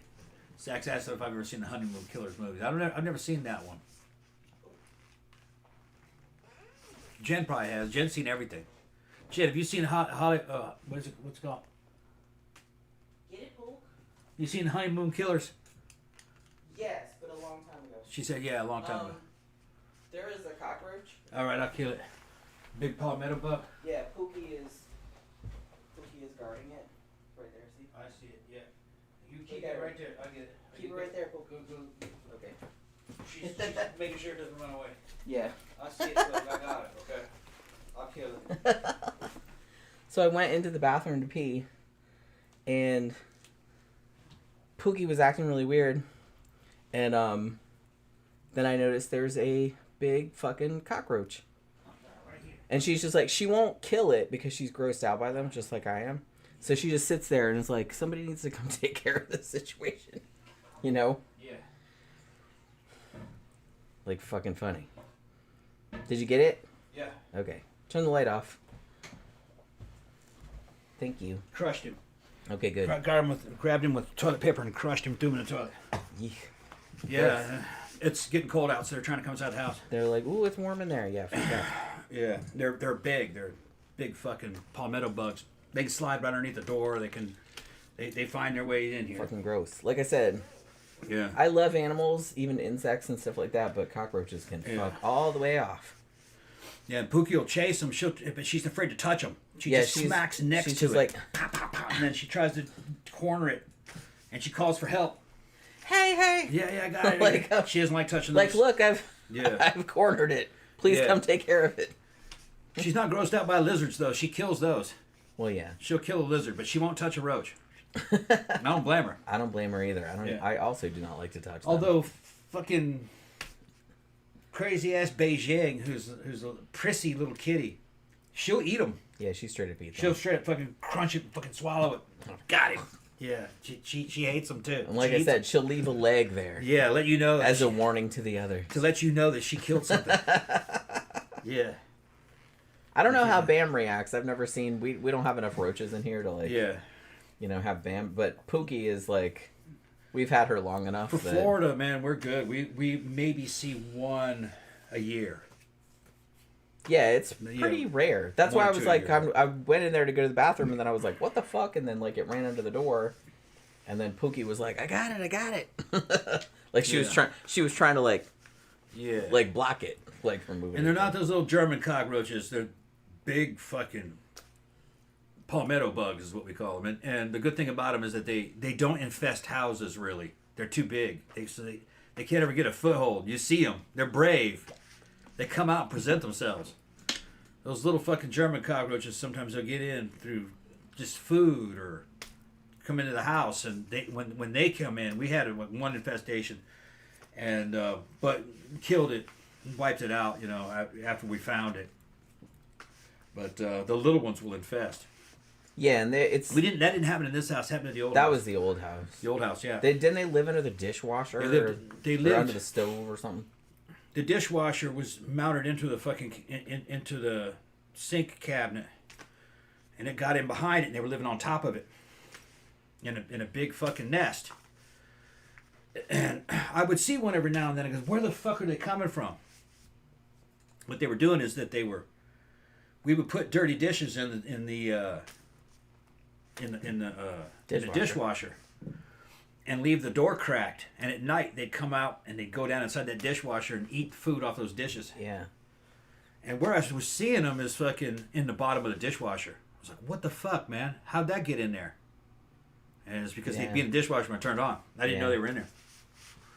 Yeah, and gross. Yeah, but that was easy to get rid of. Just fucking used a bug bomb. Yeah. I had to do that in my old apartment before we moved in. Yeah, I pulled the fucking dishwasher out, and they went fucking scrambling. Some of them ran out. Some of them went deeper underneath there. House. Put bug bombs, and it fucking never saw them again. It killed them all. Florida, man. Yeah. It's just critter central. Big Little Hey Dave is here. Hey, you guys. He says Abyss. Hopefully, you were there last time, but it was like last time it was like so fucking sparse. Like hardly anybody showed, because it was like, I think it was like the day after Halloween or something, or it was like a few days after Halloween or something like that. So not a lot of people showed up. So I think it'll probably be like a lot better. So hopefully you're coming to Abyss tonight. That would be really cool. We're going to go too, but we'll leave in probably like 20 minutes or 30 minutes or something like that. Grempter says, have you ever stepped on a palmetto bug barefoot in the middle of the night? They crunch like a potato chip. Yeah. I had one run across my chest in the middle of the night, which grabbed it and fucking threw it. Remember that? Yeah, I've had that. Whoa. Yeah, I turned the light on. Fucking, I had one land on me, like right between my tits. Yeah. And I was like, what? Yeah. Get off! Yep. That's like so gross. Yeah. Like I said, it's because our old bedroom had sliding glass doors. Yeah. That went outside. Like out to the patio. Out to the patio, and they would come right out underneath that glass door. Yeah, because they could just go squish. Right. They would just come in. And what I did was I had a drink on the nightstand, and those things can smell sugar for fucking 100 feet away. They can smell sugar. They would go, and it was going for that drink probably. Yeah. My grandpa, I don't know why I still remember this, but my grandpa, my mom's dad, he used to have he had a lot of money. He was a hoarder. So he had like a lot of roaches and rats and stuff in his house. What he would do is he wouldn't buy, like the traps or anything like that. He would take like goblets, like, wine glasses that were like kind of bigger on the bottom and smaller on the top. And he would put a little bit of wine in there, and then he would put Vaseline around the inside of the rim. And then he would put them out like in corners and stuff. So like the roaches would come in because they'd be like, ooh, wine, like sugar, because they can smell that. And then they wouldn't be able to get back out. So it's like, so you'd find these wine glasses with like fucking dead roaches in them and shit like that. Damn, nasty. Yeah, it's so collecting dead roaches. So fucking nasty. Yeah. Like I said, why don't you just get like fucking roach motels like a normal person? Yeah. Gramther says, one time a palmetto bug ran across Gramther's food tray at a cafeteria in Brunswick, Georgia. Yeah. Yeah, I think my appetite would be gone at that point. Yep. Big time. Fucking hell. Zach says, I think one time a fly got stuck under my bed sheet once in my teens, and no matter what I did, I couldn't make it go away that night. Yeah, it's like at this point, flies are annoying, but it's like, and they're kind of gross, but they don't bother. I mean, they're small, so they don't bother me as much. you know, but like I said, cockroach is big. You can't, like, ignore it. Like, I remember my grandmother's house, which was super clean and everything like that, but, you know, it had a lot of, it was old. It was built in the 50s, and so there was, like, a lot of crevices and gaps and stuff, and, like, in the summer, like, all of these fucking roaches would come in. And you would wake up in the middle of the night, and they're so big that you can hear them crawling on the wall. You could hear... Where was this? At my grandmother's house in Daytona. Mm. And it's like, so sometimes you wake up and you're like, fuck. You could hear it. Was the house infested? No. No? It's just they would come in from outside. Okay. Because there was a lot of, like, gaps. Because there was no central air. So the air conditioner was just kind of, like, you know, in the dining room. Like, so they would come in around. Yeah. There used to be a series on television a long time ago, back in the 90s. And it was about a guy here in the South who was an exterminator. You remember that series? It was on one of the fucking bullshit channels. And he would show up, and it was some of the worst fucking cockroach infestations you'd ever fucking seen. He'd go in there, and he'd go, yeah, I can smell them in here. And the whole fucking place is just... And it had kids living in there. Well, German cockroaches like, have a smell. Yeah. Like, they kind of smell like... It's not a bad sweet. Smell. It's like a maple syrupy kind of smell. Because they shit everywhere. And they shit everywhere. There's little dots. Yeah, and like it's not a stink, but you can tell as soon as you walk in, you're like, oh, yeah, he goes, German cockroaches. Smell that sweet smell. Yeah, it's like maple syrup. This place is super infested. And he just pulled a picture away, and fucking hundreds of them fucking, yeah, they're all in here. And the whole house was just, and there's little girls living in there. Little white trash girls, you know. And they're like fucking, you know, whoa, yeah, we hear them all the time. They're getting on us when we're asleep and shit. And I'm like, man, this is like, there's like nothing. It's no wonder like Child Protective Services fucking come get them. And they're like, yeah, take your kids away. It says, you know, we can't handle it no more. That's that kind of shit. And he's like, yeah, you know what I mean. The guy behind the scenes, you know, he's outside getting ready, and he goes, that infestation's been in there for years. It had to have been. Yeah, and fucking. He eventually, he says, I think I got them all, you know. But they'll be back, you know. You're always gonna miss some, you know. Fucking yeah. And he goes, they'll be back a couple months later, and he was telling him how to fucking fight them. And he said, look, everything in this house has to be taken out and washed. Yeah. Take it outside the house, wash everything. And they're like, huh? Yeah, wash all the clothes, wash all the things. Wash things. Yeah, wash. He goes, wash underneath all these fucking tables and shit. And he's got the flashlight, and he's going, see all those dots? And I'm like, yeah. He goes, that's roach droppings. And they're like, oh, that's poop. They were like fucking clueless, yeah, clueless to it, you know. And you would think that they would know, but I don't know what their upbringing was, you know. Today, they'd probably fucking call Child Protective Services. You get these kids out and here. I mean, rightly so. You can get all kind of horrible diseases from that. Yeah. And little girls were like 6, 7, you know. Yeah, I mean, and you know, very low income, and to be on the show, you know what I mean. They do it for free, you know, so you don't have to pay. So it's low income people. On that particular, and the whole nation can see. Everybody can see what fucking you were living in. Yeah, that was. I don't know whatever happened to that. I don't remember what the name of that program. I only saw a couple episodes of it, and I was like, I don't think I'd disgusted. Be able to watch that. Like I like Hoarders, but even that is a little much for me sometimes. Yeah, like I'll watch that and I'll just feel like really grossed out and depressed. Yeah, he was doing roach infestations and doing other weird shit like fucking. Rats, you know, rats, and he got called to one. They thought there were rats in the attic, but it wasn't. It was raccoons. There's all kinds of shit. You know, he had all those raccoon droppings and shit everywhere. Actually, rats are also kind of cute. I'm not as grossed out by rats as I am by fucking roaches. Roaches are weird. They're all bad. Grandpa says cockroaches love wallpaper glue like a drunk Irishman loves Jesus. Yeah. Yeah, they will eat. They'll eat anything. They'll eat anything. They love glue. Soap. Like soap. They really like soap. They like the glue that binds like books together. Yeah. Like the pages paper. Together. They eat paper. Yeah. They'll eat anything. They'll eat pretty much anything. So, yeah, that's why they've fucking survived so long. Yeah. Is because they're opportunists. They'll just eat anything that's around. Yep. Including, like I said, shit that's not edible. You can't starve one. No. You know, they can live they don't without have food. They can live without a fucking head. Yeah. You know, they live for a while without a head and operate. They can't eat though. They starve to death. They're but they can live a long time without a head, evidently. I don't think they go anywhere though. They just stand there. Probably not. You know, but they're bad, man.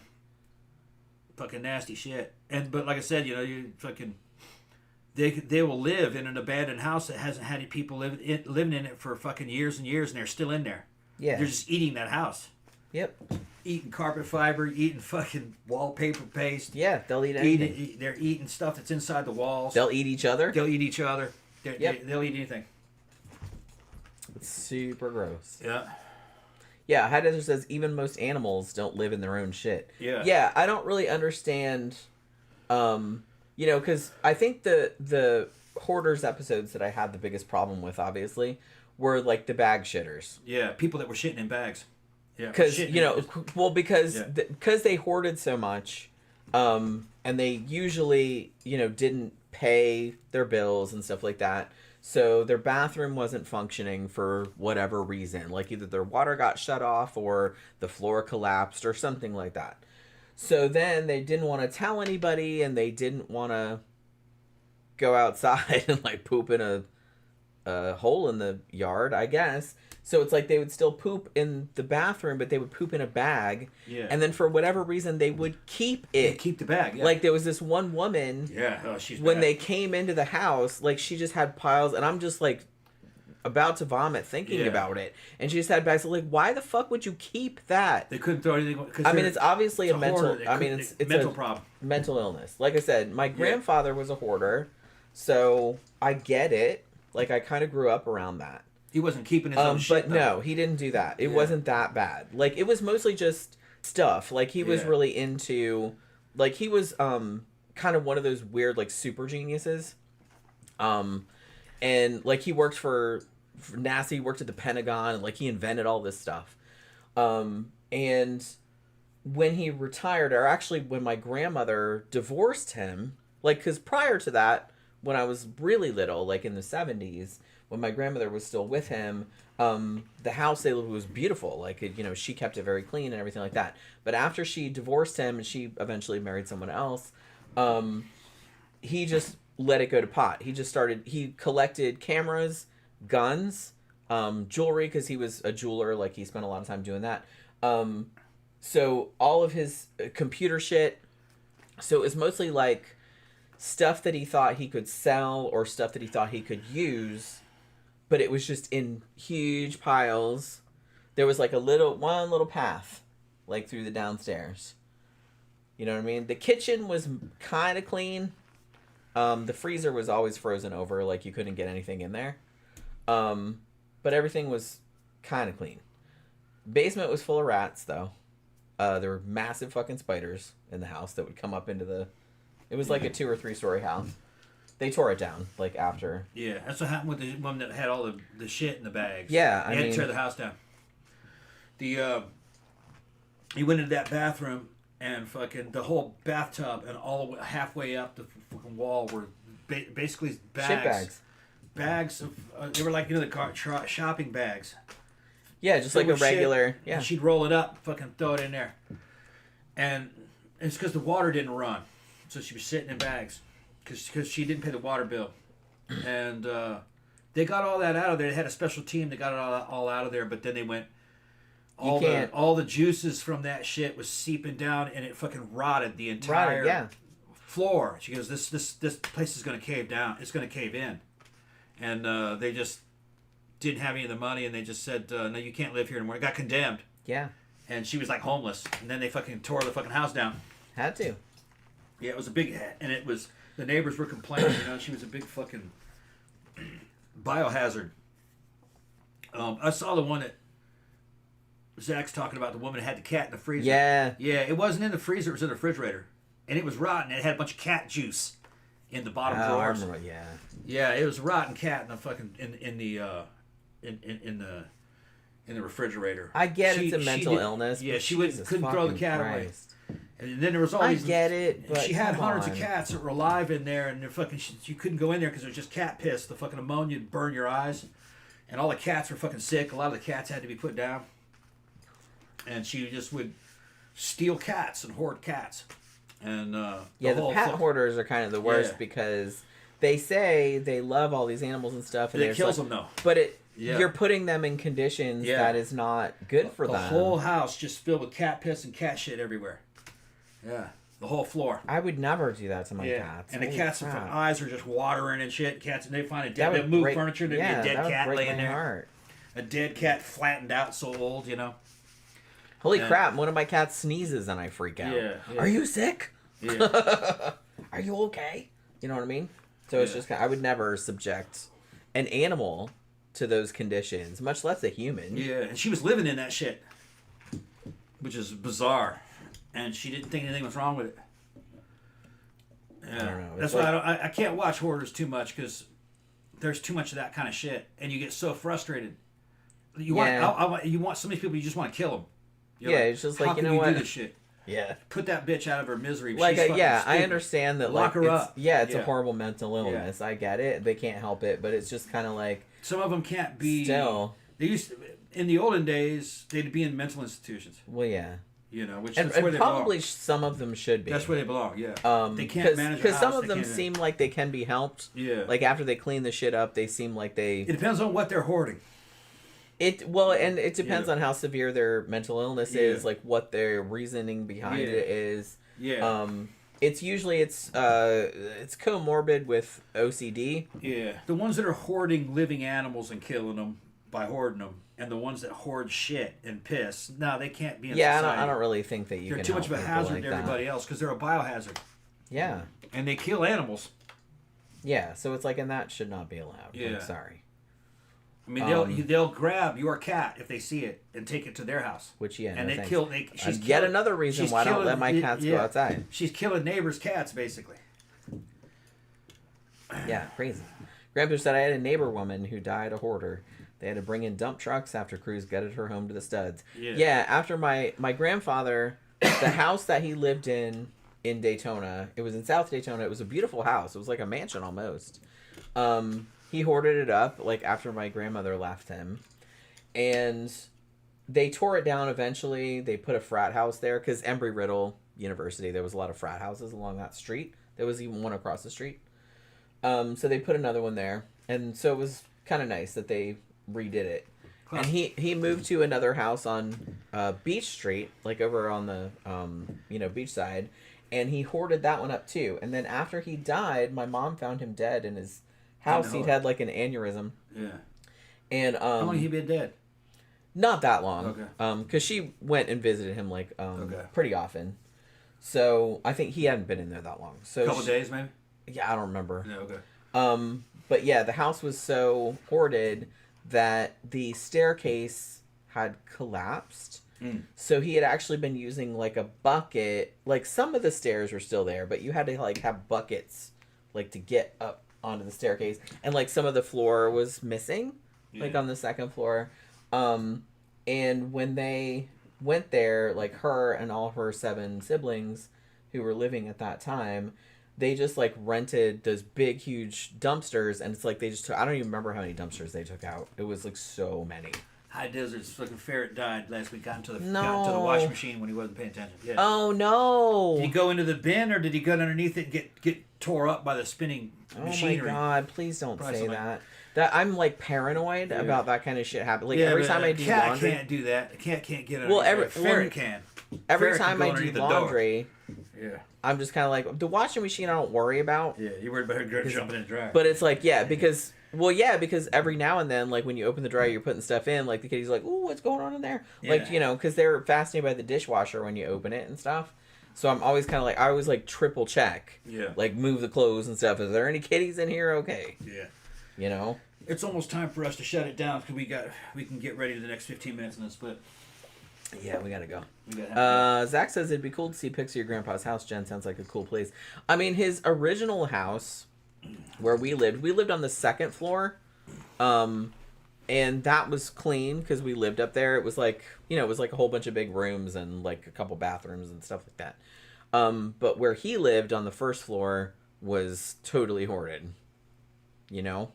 But he kept the 2nd floor kind of clean because we lived there for a while. Like some of my aunts and uncles like lived there over the years, when they were hit hard times or whatever. So he kind of kept that open for them. And it was a gorgeous house. I wish that I had more. I've written a lot of stories that were based in that house because I loved that house so much. And it's weird because my mom and a bunch of her siblings grew up in that house, and they all insisted to me that it was haunted. And they all had stories about it. It's like, man, we used to hear like somebody walking across the roof and all this other kind of like their blankets got pulled off and all this other stuff. And I was always kind of hoping, because I lived there like off and on like for many years, like when I was a kid, and I kept wishing that something would happen, and nothing ever did. I was really never creeped out by that house. I just thought it was like really cool. It's creepy, but I didn't think it was creepy. I thought it was awesome.